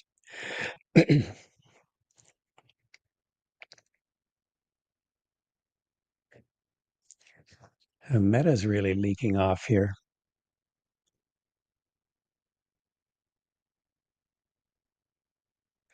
Microsoft, this must be an all-time high.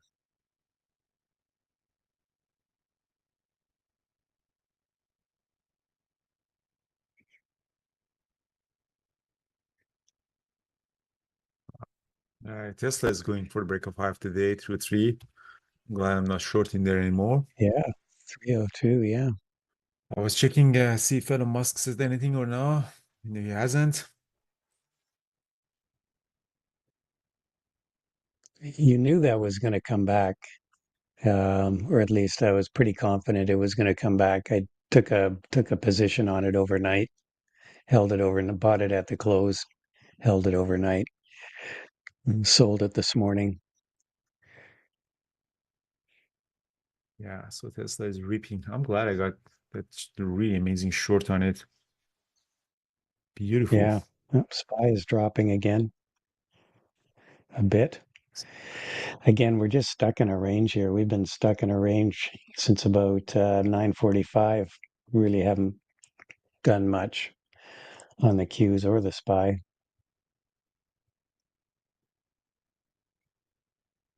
Right, it's amazing. Yeah. So we have been experiencing some interesting volatility at the open. I'm glad that I can wake up in the morning and trade. Paris, are you here? Oh, how are you, buddy? Paris is here. Microphone is out. Hey, Andrew. How's Hey, trading at 6 a.m. in the morning? I hate it to the You hate core, it. but I'm very happy that I'm flying back tomorrow. So next week is gonna be regular EST time zone. Yeah, that's amazing. Yeah. Yeah, the only problem is getting up. I think it's very calm and quiet in the morning. It's just that waking up I is know the it's challenge. especially in the summer, until 10 o'clock in the night, the sun is out in Vancouver, and then you have to go. Yeah. I know. I, Um, I I feel you, man. I feel you. That's why I was wondering, really, I should move to maybe an Eastern time zone. I really love Eastern time zone now. I used to love the Pacific time zone, go for a run and stuff. But as I'm getting older, I just need, like, right now it's 8 a.m. Like, now I'm waking up. Imagine now I'm at the Eastern time zone. It's 8 a.m. and just having the breakfast, go for a run, come back 9 a.m., do the show, like trading would be way better. Potentially, I can do that. Like, maybe in the next year or so, I leave Vancouver. I love Vancouver, but the time zone for trading is really. yeah. No, I agree. I like slow mornings. Like you get up, go for a little bit of, walk or something, and then get ready and all stuff. Currently, I'm like literally the phone buzzes and just get up and open the laptop. Yeah, yeah. Um, all right, so I hand it over yes, to Paris Dadu. for YouTube. I'm gonna go. And guys, thank you so much. If you have any question, email me, andrew@bearbletraders.com. If you'd like to trade us live, you watch us live, join us in the community. We have a lot of content, material, education, and companionship in the community. Although Carlos trades really well these days on YouTube, so you may not even need Mhm. to come to the community because Carlos is killing it on YouTube. And handing it over to you, Paris. Great trade on Tesla. And Thank you. Thank floor you. is coming for the chat room as well. Ciao. Awesome. Have a great Dadu, weekend. I do trade. I do use DAS for my options trades. And Paul, thanks. Glad you liked the book.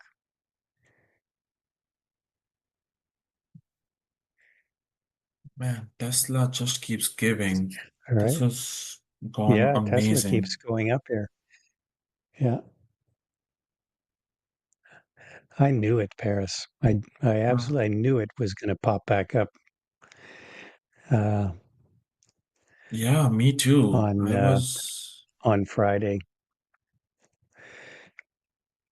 wow. Tesla just has that cachet.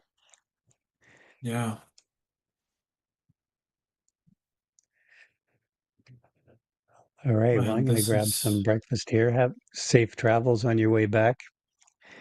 thank you. Thank you, Brian. It was lovely, Good to amazing. see, Loved great to meeting see you you. and hanging out with you. Yeah, Yeah. great to see you as always. So, and you'll be coming back a little more regularly now your family's here, so that'll be good. Yes, yes, I will be. Hopefully, I'm planning to come back in Right. August, so hopefully I'll see you first in August. Yeah. I don't know. Tesla for a target? I don't know. Look at that 60-minute chart. I mean, I think it could be optimistic to think it could get back to 310, but with Tesla, you never know. Yeah, I'm having one of my really good days for a Friday, so I'm very happy with it. It's rocking. See what Bookmap looks like before I go. It's kind of there's not much. There's a lot of buying. I will say that there's been a lot of buying today on Tesla. There is a big order at 310.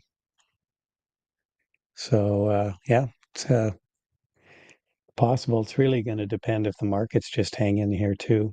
As long as the markets don't go anywhere, should be good. All right, guys. We'll talk to you all later. Have a great weekend. And yeah, don't forget, check out my swing trade video on the weekend. So we'll catch y'all later. See you, Paris. Awesome. See you, Brian. Have a great weekend. Yeah, thanks. Uh, okay. How is everyone on YouTube, guys?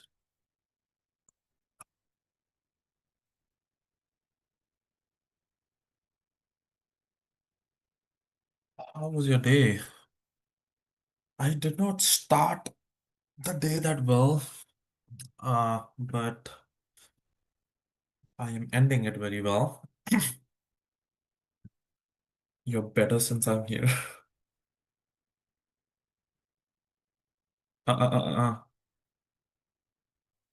1 second, guys. I think I shared the wrong screen.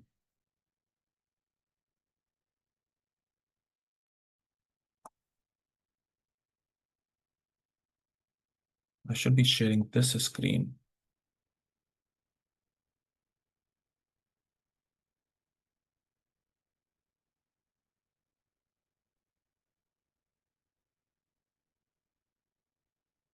Which one is it? Okay.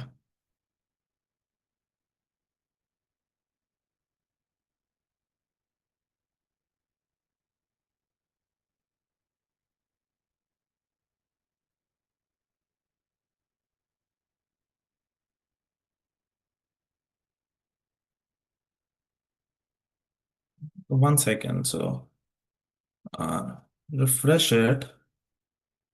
Yeah.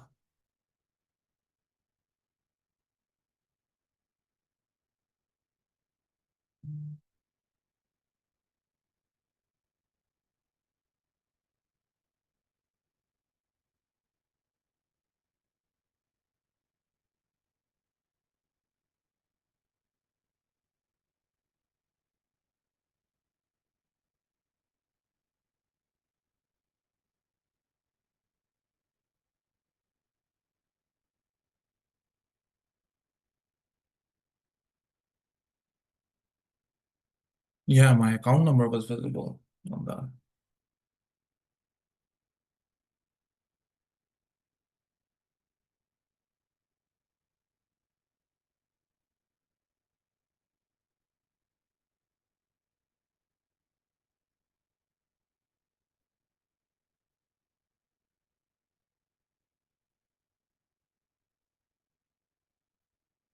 Yeah. Uh, I like to scale in and scale out on my positions.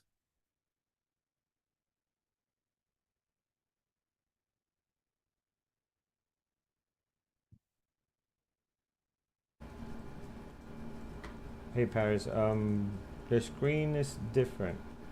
Let me see how I can. Do we make a change to it? No, not really. Okay, let me.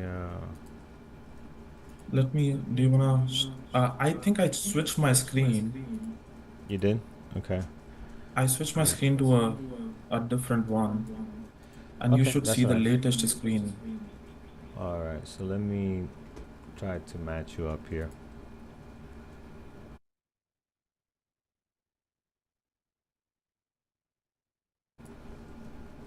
Okay, just gotta line you up. So this is the one you're using now, right? Yeah, the one that I'm using right now.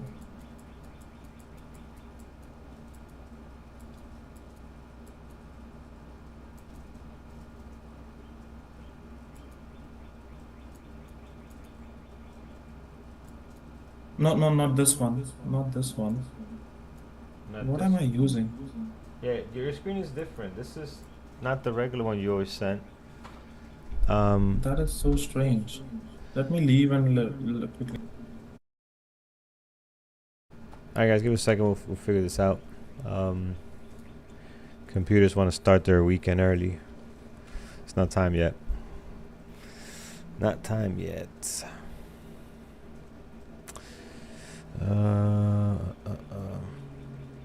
Wow, look at CRWV giving some back.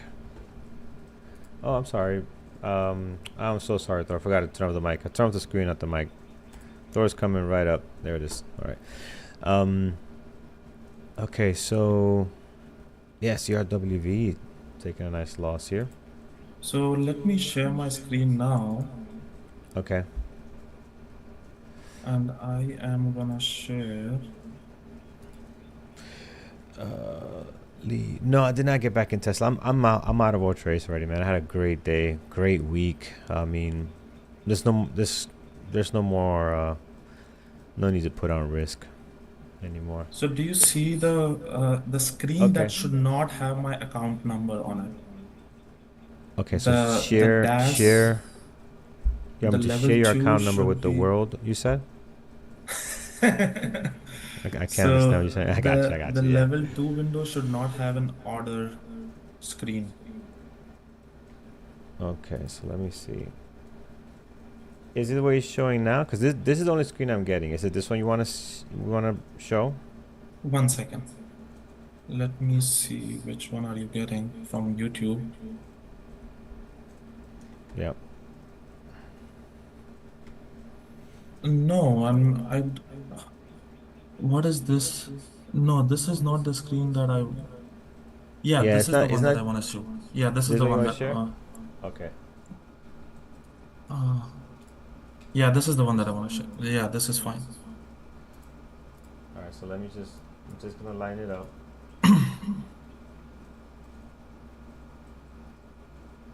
right here. Is that okay like that? Yeah, this is fine. Okay. Yeah, from Monday Just or Tuesday, it's gonna change because I'll be back. yeah. Just reduce your chart. Like bring the chart. Bring it down. Mm, Keep is going. I'll bring let you know this when. Keep going. From the top of your Tesla 1 minute, just bring it down because we can see the top part of it because of the ratio. okay. Is that good? A little more. Little more. Keep going. I'll let you know. More.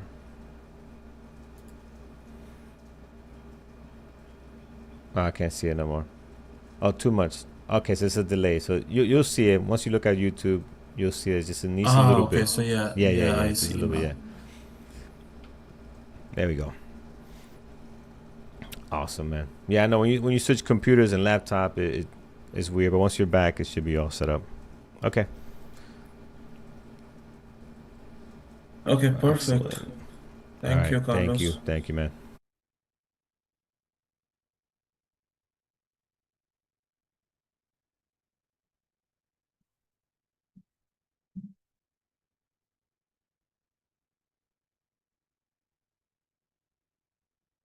So I'm almost all out on my position, guys. I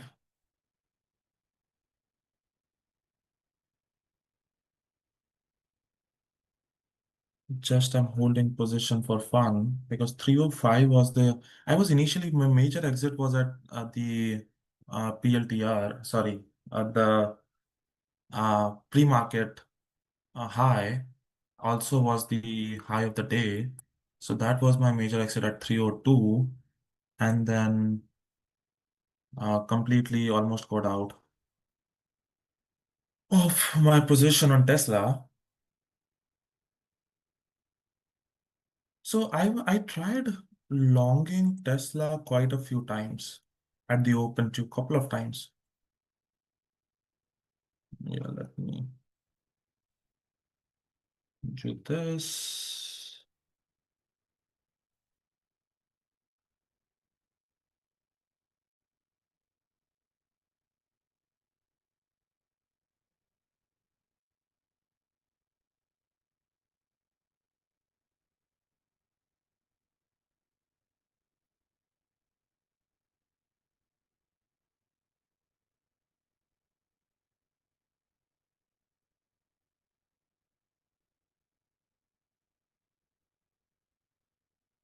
So the thesis was the break of 300. The thesis was, man, I did not anticipate Tesla would sell off yesterday. I later in the day I was watching it, and yesterday we were talking about how 310 was such a good area to sell off, and it bounced from 313, and 310 was the area I was interested in. But getting down to 280, man, that usually happens when there's a news behind it or when there's a catalyst behind it. And yesterday was everybody knows about the catalyst behind on how there was a cat fight, cat and mouse fight. Uh, so yeah, so that's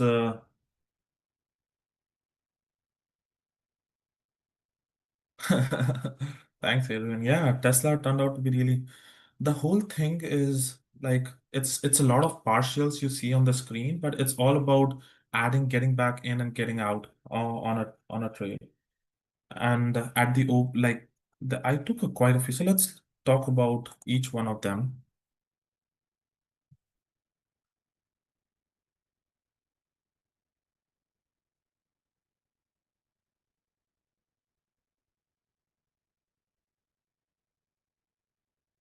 No, I just don't have limit orders. I just hit the offers or hit the bids.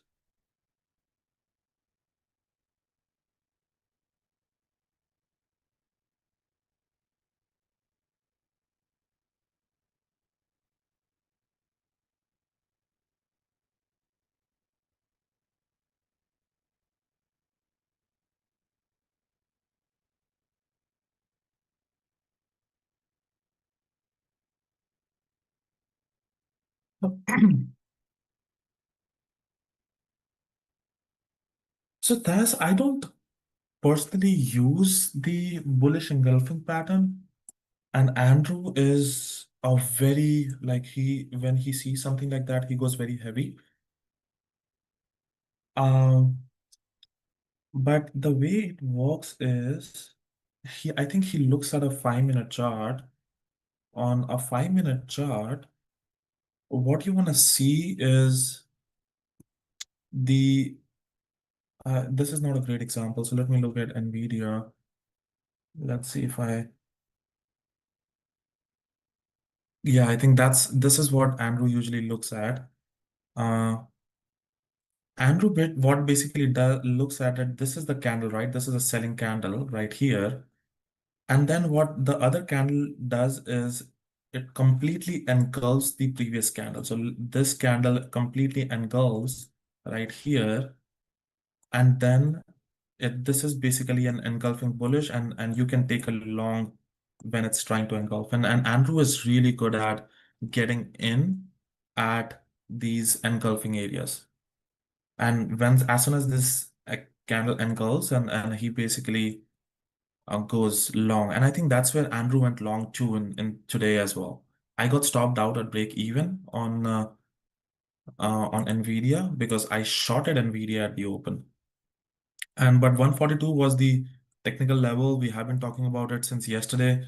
I was thinking that if this sells off, and if it goes below 130.42, it can go to 140. But it held the 142. It has been holding 142 entire day. Even I think this time also it sold off, was a trap, goes to 140, 150, and then comes back above 142. So 142 has been an important technical level for Nvidia, and I think that's where Andrew, when it did an engulfing around this area, I think that's where Andrew went long here as to. And then I shorted one more time at here because it was looking weak to me, but I did not have conviction because I was going against the trend because this is basically when it breaks out. This is usually a bounce right here. This is like a support and it bounces from here. And I was trying to short the support. I was trying to get an entry close to 143, but I got a slippage of like 10 or 15 cents and I did not like my entry. And that's why immediately, if I don't like my entry, I tend to get out immediately. So that was Nvidia. I also traded PLTR. So every trade that I took at the open was like it worked out in my favor initially, and then it stopped me out at break even. So if you look at this trade, uh, I shorted the 142.60, scaled out until 142.90, and uh, and then stopped out break even. So my partials are small, so I was thinking it would sell off and then go lower, but it did not, and I got stopped out break even. This was a very quick out, close to break even. So that was on Nvidia. Let's look at PLTR. So PLTR was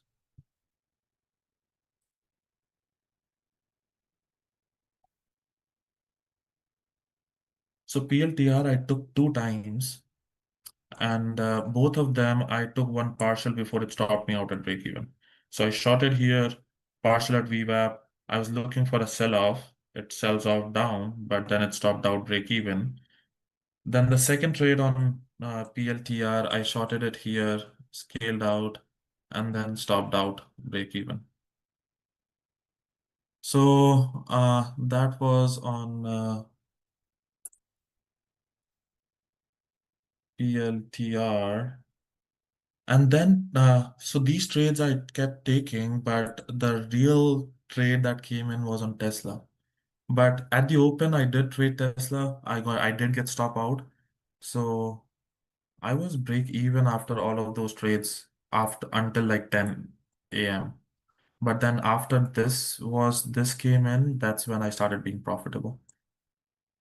But let's talk about this one. So at this area, I went long for the break of 300. It was holding up pretty nice. It was like it sold off, popped back up, came back above VWAP, and then now I'm looking for the break of high of the day. So it did pop up. It did pop. Like this looks small, but this is a $1.50 pop. But the only thing was I was risking $1 on it, and I was thinking if it breaks 300, it can actually squeeze to 305, 310 easy. Wouldn't be an issue. But it did not. It tried to pop up. 300 was a very strong seller at that point of time. I added a little bit more. It did pop up, and then I got stopped out.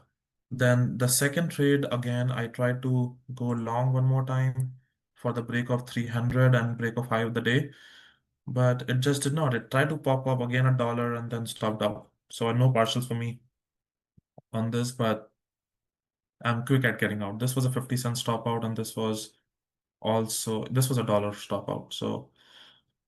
So that was the risk.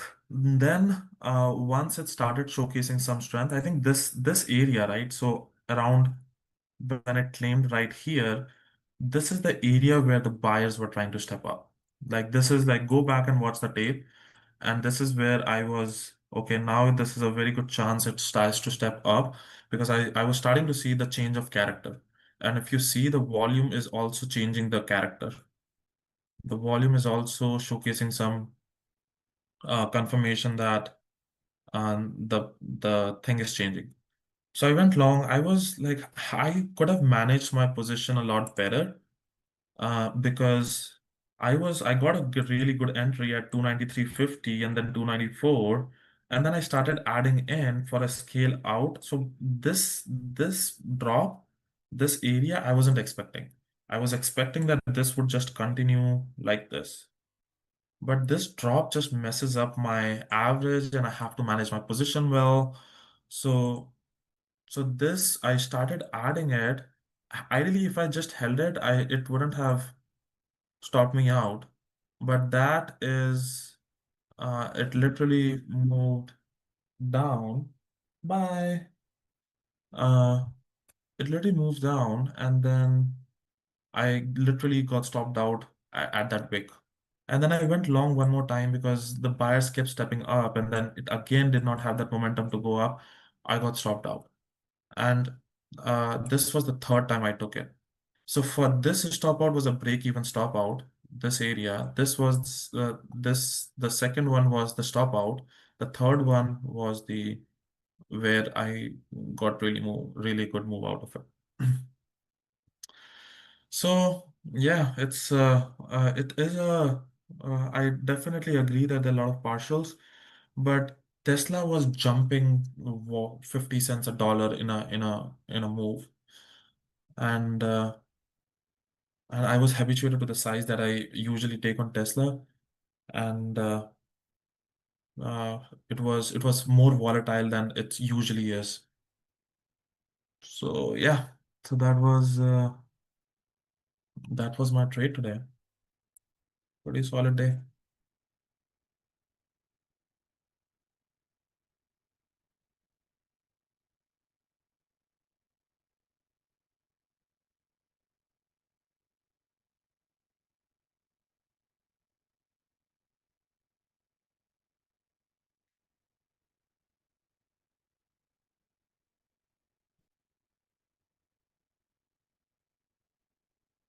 Yeah, yeah. If I get a direction, I like to be on the driver's seat. So I like to be on the second you enter, like all these ads, if you see uh right here, they are usually at the bottom, right? At this point, at the bottom, at the bottom.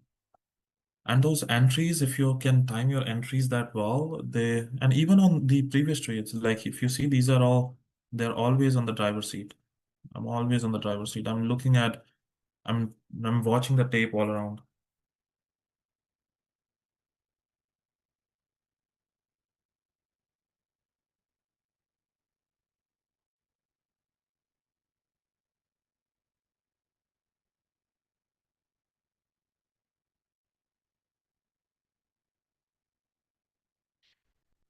Okay, I'm getting out. I'm all out of Tesla.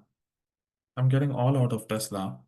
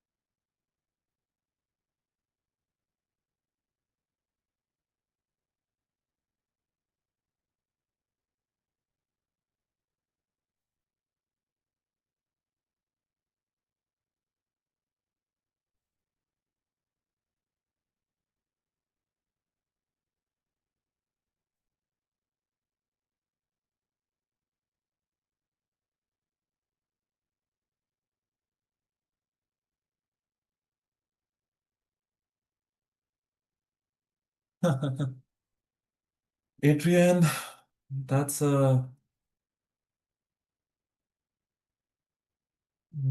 no, I did not make that kind of a money on Tesla.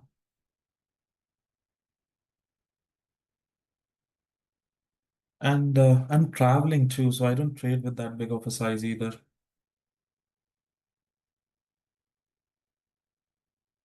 From next week onwards, I'll start scaling up on size.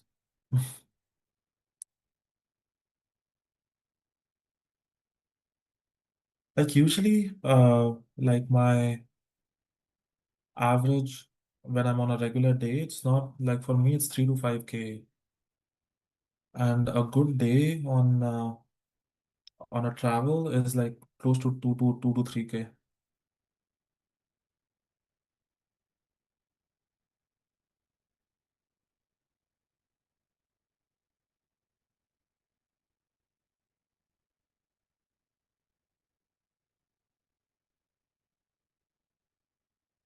Nazmu, how do you set your buying and selling like in percentage? Yeah, you can have a hotkey to uh buy or sell, and you can trade based on hotkeys. For me, I use like 5, 10, and 20% exits, and I have hotkeys to define that. On bigger important areas, I'll take 20% or and like 305 or 304 area, I was taking much bigger size. I was close to 50% partials. So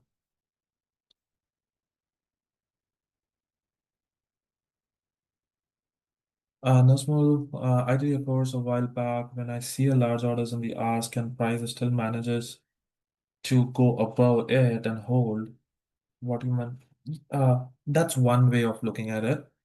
That's what you want to see, that there's a large order on the ask. If you want to see that on like higher and higher ask on level 2, that's one of the indications that which Andrew also is a very big propensinator for that, that he uses it in his playbook. And there, when you read the tape as in like the time and sales, that's where you would want to see the ask keeps lifting and the bids start stepping up, but they're holding it. So there are multiple confirmations that you want to seek. Just the lifting of the ask doesn't give you a lot of information. The bids have to step up too. A lot of times you would see if you focus on things correctly, right? You would see if the stock is bearish, you would see the ask lifting up. The ask would lift up, but the bids would not. The bids would say that, you know what, I'm not going to lift, I'm not going to pay more than this. And then eventually the ask will step down, and then usually the spread increases. And when that spread increases and that there's no buyer to step up, that's more of a sell event than a buying event. And a lot of people get confused because of that. A lot of people think that since the offers are stepping up, uh, it's a bullish sign, but you have to understand that are the bids stepping up too. So you need multiple confirmations. You cannot just use one ask or a bid to decide if it's a bullish or a.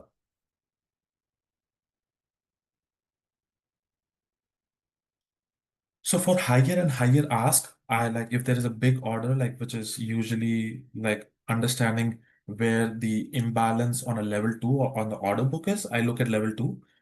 But what is happening right now, what is how the stock is trading at that point is when I watch the time and sales.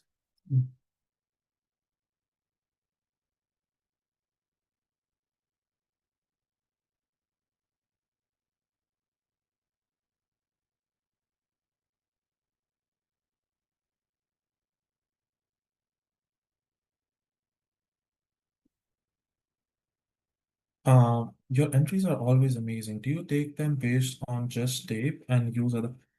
I use other factors first, and the final confirmation is the tape. So my price action is usually I trade the price action, and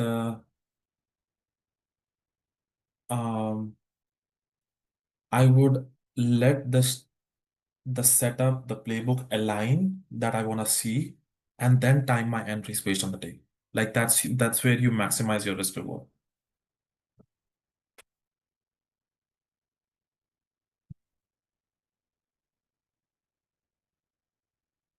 So, uh, why would you not long Tesla here? Multiple reasons for it. So let's talk about it. That's a very good question. Why would I not long here? Why am I not longing? It's holding 300, which is good. But first of all, understand that this is the area. Now this is here. Like this is the trend line. Actually, let me do a better job at trend lining.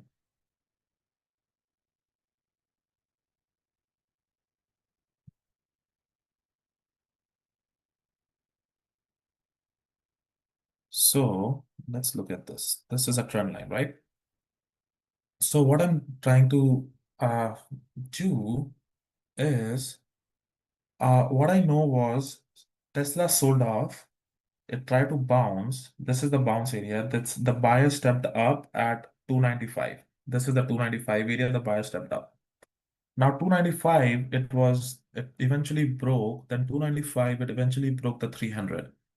Like this is the 300 area. This is the area that was another resistance. It broke the 300, and then it went to 305. The stock has now moved from 292 to 305, which is close to 15 10, sorry, 13, $15 move, which is good, first of all. And then now what you want to see is what happens here. So here is when it did a pullback, consolidated, healthy 303, and then sold off again. So what is currently in the past, what it was doing was it was holding 295, stepping up, broke out the 298, stepped up to 299, stepped up to 300, stepped up to 303, stepped up, and then scaled out to 305. Now they are doing step down. So now they are consolidated here, step down to 303, 303, and then now step down to 300. Now I want to start seeing a step up. If I start seeing step up, that's when I would be interested on a long. Currently, I'm not seeing that. This is a step down. Now it's gonna 302. Will it step down or will it step up? Right here. If it starts stepping up, like maybe claims the 303, then it could be a good long for a break of 305.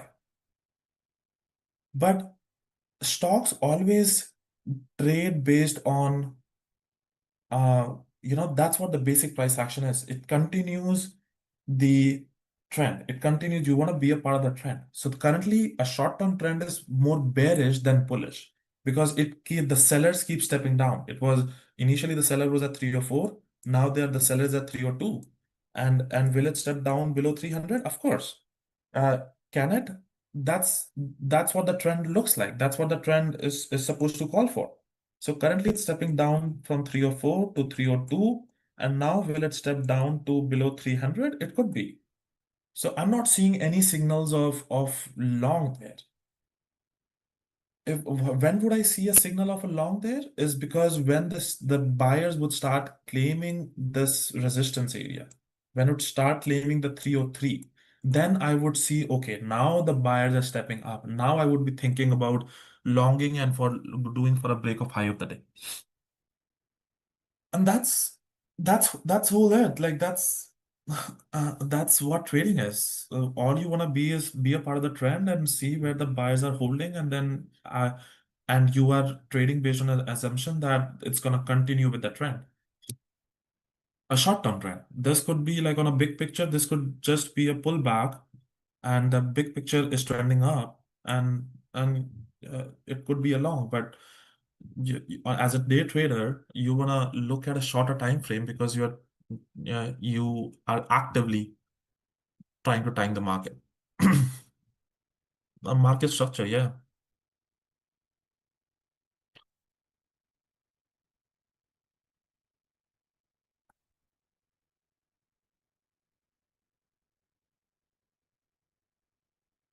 No, I'm not looking to short Tesla either because uh, I want to ask myself a question that is this a reversal or is this a pullback?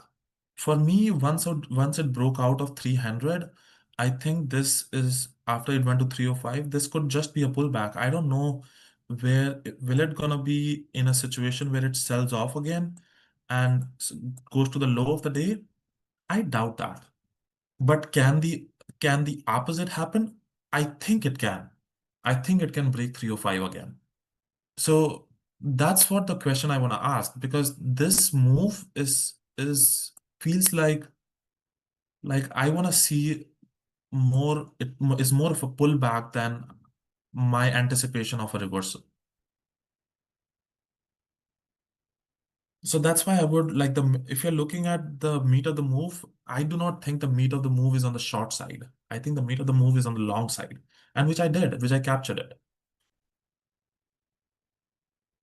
Yeah, and I don't want to rely on that tweet, right? Or just a hope of that tweet. Yeah, one tweet can completely like uh, push the Tesla down to low of the day, and that's a different playbook.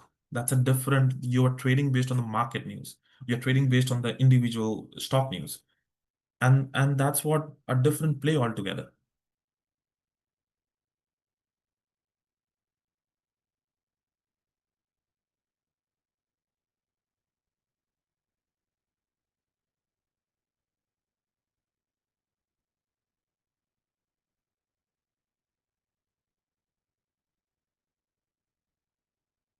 Yeah, last day on YouTube before but I'm gonna miss you guys too. But if you're serious about trading and if you're serious about, getting continued mentorship, value, continued guidance and not be a part of it alone, do think of joining the chat room, the community.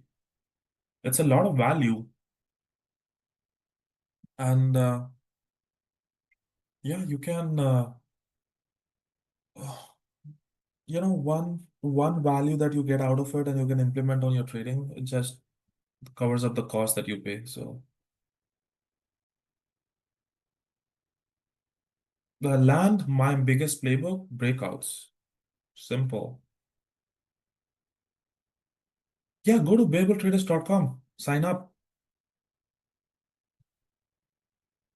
And if you're not sure if you want to sign up, there are options you can just try out for a week or so with hardly like I don't know what's the subscription price for it, but hardly $10 or something.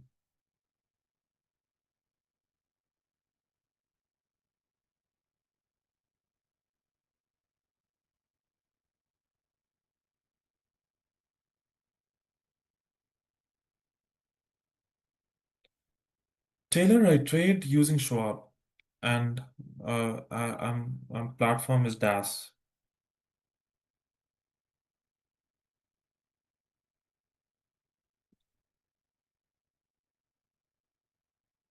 So my major rate tricks, my major executions are either break of high of the day. I anticipate the break of high of the day. Even today, this Tesla trade was a break of high of the day. Uh, I was looking for here every trade that you see here. This here was a break of high of the day. This trade was looking for the break of high of the day. This trade I was looking for the break of high of the day. This trade I was looking for the break of high of the day. I'm looking for breakouts. I'm looking for anticipating a breakout before that happens. Now, if it breaks out, let us say in this case, it was showcasing that it is going to break out from here, and eventually I should have added more at here. But I see my ads. I usually, I'm trying to anticipate a breakout, but I'm also adding at the breakout, retest, all those areas. Same with NVIDIA. Let's look at NVIDIA. Yeah, NVIDIA.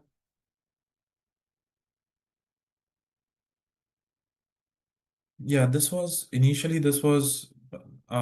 know, a more of a scalp trade, but I was looking for 142 level. I was trading the 142 level for the sell-off because just the way the stock moved in the pre-market right here sold off, and this was the area I was thinking.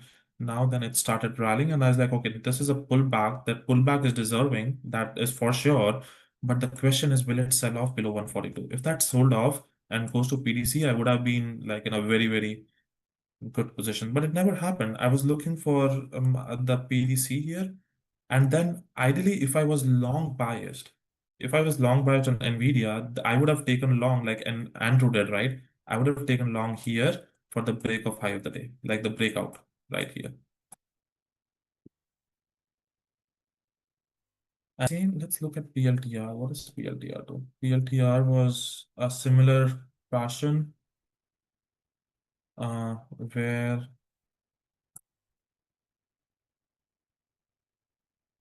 Uh, Here, if you see here, this was the breakout. This was the breakout area. So what happens is this is the opening range. This is the opening range right here. And then it broke out from it. And I shorted it because I was looking for a breakout on the downside.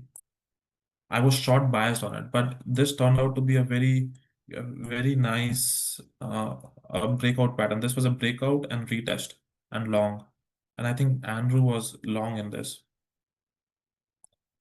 So yeah, I shorted it, but it did not have any continuation. Same with this, no shorted it, no continuation, and then, but the idea was looking for the break of low of the day.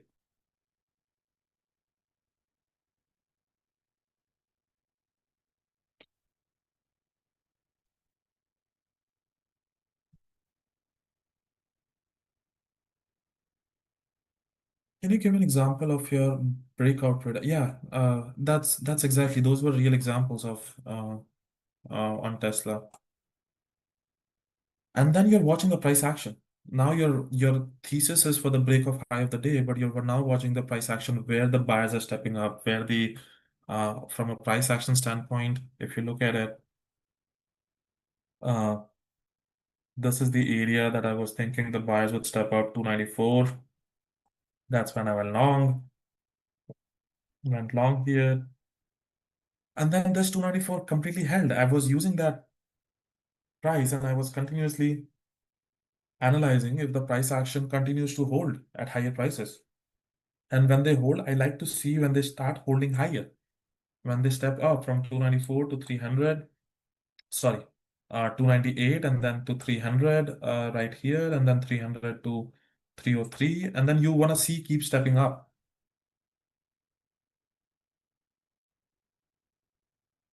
Uh, so breakouts don't always mean trading at the breakout. Like at the, let us say, in Nvidia, right? One of the A lot of people when they start, they want to say, okay, I'm gonna trade breakouts. I'm only going to trade at the break of high of the day. So usually people go long at this point. This is the breakout. They would go long here, and that's one way of trading. I personally do not like trading at the breakout is because my risk reward is much lower. Because if I trade at the breakout, I have to give a wider stop, which usually messes up on my risk reward. But if I can get in early and anticipating on the move that it's going to move, and that's the beauty of the tape, that it gives you that skill set to increase your probability of being in those breakouts. And that's why, because those nuances would start showcasing on the tape before the breakout happens. And if you can able to identify those nuances, you're gonna be in a very, very good risk reward uh, probability.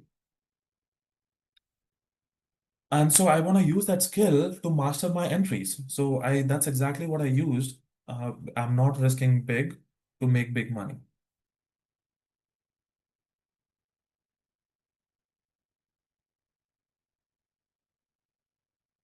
Yeah, I trade all the, like, for me, it is not about 5 minute or a 7 minute or a 9 minute or a 13 minute. It's a breakout is a breakout. It could happen on the 13th minute, it could happen on a 9th minute, it could happen on a 14th minute, it can happen like on a 29th minute. A breakout is a breakout. So I trade breakouts. I don't differentiate between like 5, 15, 30. Uh, I usually you use 5 minute candles and 15-minute candles and 30-minute candles, but a breakout is based on the price action. Let us see what time this broke out. So let's see. Uh, and that is one of a very common thing. People wait for their 5 minute candle to close for them to take a breakout, or a 15-minute candle to close before they take a breakout. And it's usually like in this case, what is the minute candle? So this breakout happened uh, on the 9:43, which was on the 13th minute. You see that? Uh, That's a 13th minute breakout. So if you would have been waiting for the 15-minute candle to close, you would have already, uh, this was already moved so much against you. So you have to understand that a breakout can happen at any instance. It doesn't have to depend on a 5-minute or a 15-minute or a 30-minute.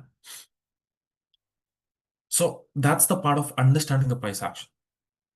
When you start trading, you want to rely on 5-minute, 15-minute and use the playbook.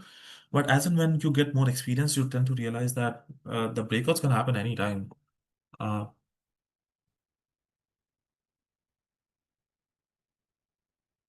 Moving averages are my reference points. Moving averages tend to give me the direction of the stock uh, on a specific time frame.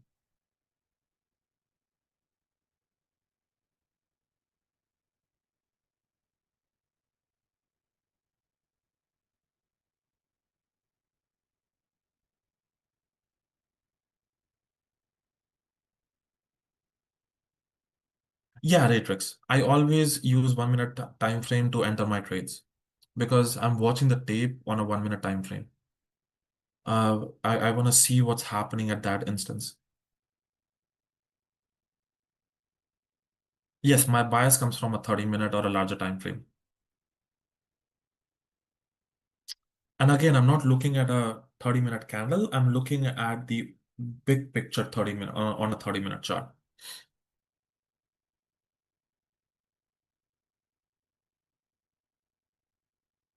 Ravi Bahan, I 100% agree. I don't think there is an alternative to getting in early for a breakout without knowing to read the tape. I don't know if I would ever be able to do it without the tape.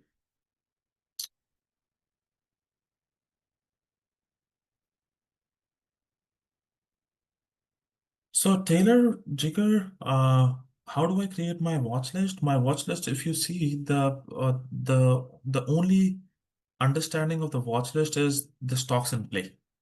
What are the stocks in play, and what are the stocks? The two questions that you want to ask: what are the stocks in play? As in, what is something uh is liquid enough for you to get in and get out of the position, and what is volatile enough to capture a move on a day trading perspective.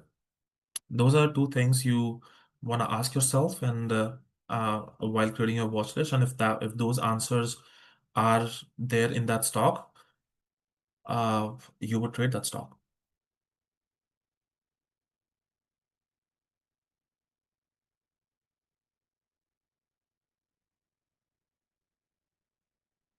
So you clone a lot of things. Uh, and I highly recommend getting exposed to tape. I have a full-fledged course on trading terminal. Check that out because there are a lot of concepts that apply to understand that. It's not just one thing that you see. It's usually a combination of, you know, when uh, when you're preparing for an entrance exam, right? And when you are trying to answer those questions, it's not the straight answer sometimes. You have to do a rule of elimination too. Same with tape. You have to do a rule of elimination that, okay, what do I want to not want to see? What do I want to see? What is making sense and what is not making sense for a long? How is it doing at this point of time with my bias right now? So you have to ask those questions. And with that theory of elimination or rule of elimination, and with that confirmation when you see it, you tend to be able to take much more rational decision and much more uh, increased probable decision or higher probability decisions on a given stock. And in the course itself, I talk about it. Like apart from just what do I want to see, I also want to talk about what do I not want to see. Like if I am bullish on a stock and I start seeing higher and higher R stepping up, even though I'm seeing slamming of the bids, that's not a long for me because that slamming of the bids should not occur if I want to be long, even though the offers are stepping up. So that's those are the things that gives me conviction. The more and more I get a confirmation that I'm not seeing that I do not want to see, and I'm seeing what I want to see, those things that give me confirmation that okay, this is a perfect setup for me. This is a perfect area for me. Let me get it.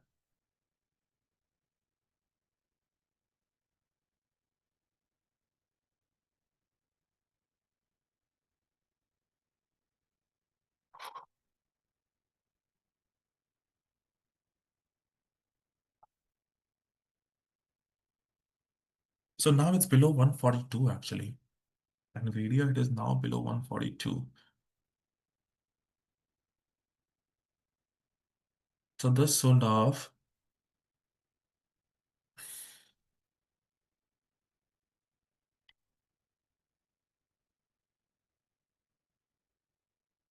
Yeah, you cloned. In the BBD Education Center, uh, it's more of a introductory session on the tape, but a full-fledged course, which is like 15, 16 hours with each concept detailing it out, is available on Training Terminal. So you would wanna get that because that's just an introduction of how to get tape uh, into your skill set. Yeah, thank you, Carlos, Carlos just shared the tape reading link and check that out and you can sign up on that. I think Andrew was mentioning this week. I think this week he's gonna release it. I think he'll share the uh he'll share his book details. So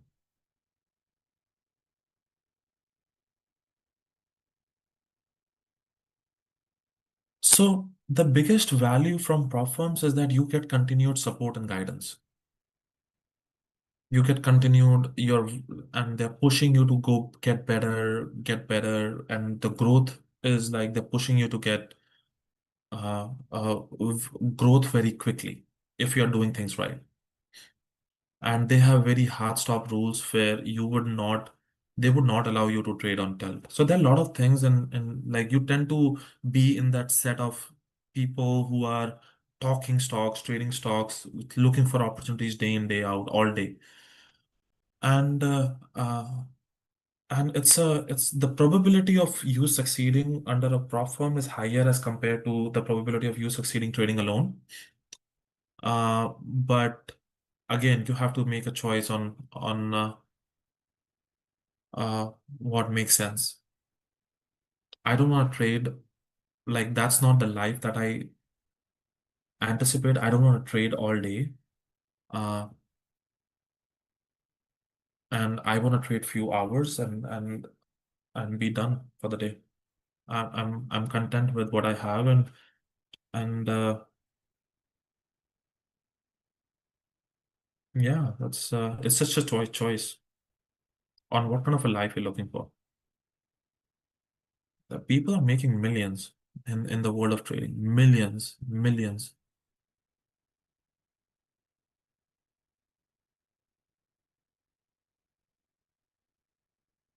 Yeah, thank you for the feedback, Lan. No, thank you, Najmo. I really appreciate it.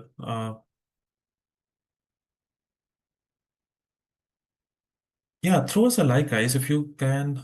If you enjoy the value that we are bringing in, please throw us a like and showcase. That's the way. That's the least or the more, or we really appreciate that. That helps the channel.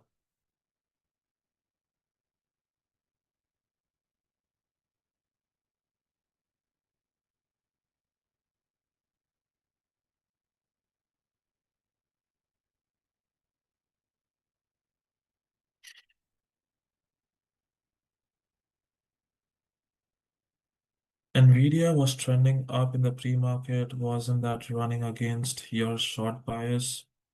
Yeah, and that was the question for me, Lan. That Nvidia was trending up so much in the pre-market that that move was not sustainable. And that's why I wanted to short it. Like that move has to come to a pullback. And my initial thesis was okay, irrespective of what, I'm gonna capture a pullback because it was already extended in the pre-market.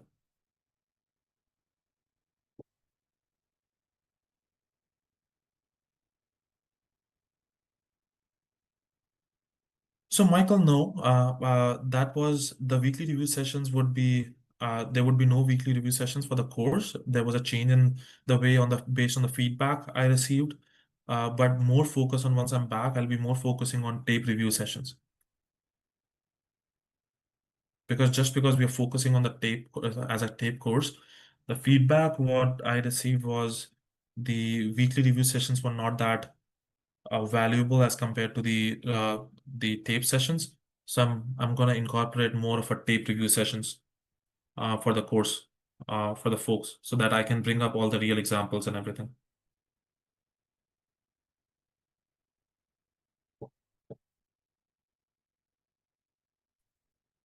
Okay, guys, it's top of the hour.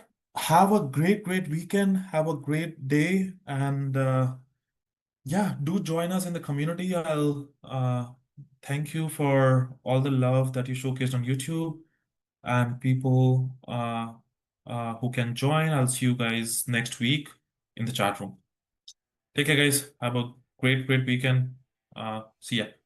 Ciao.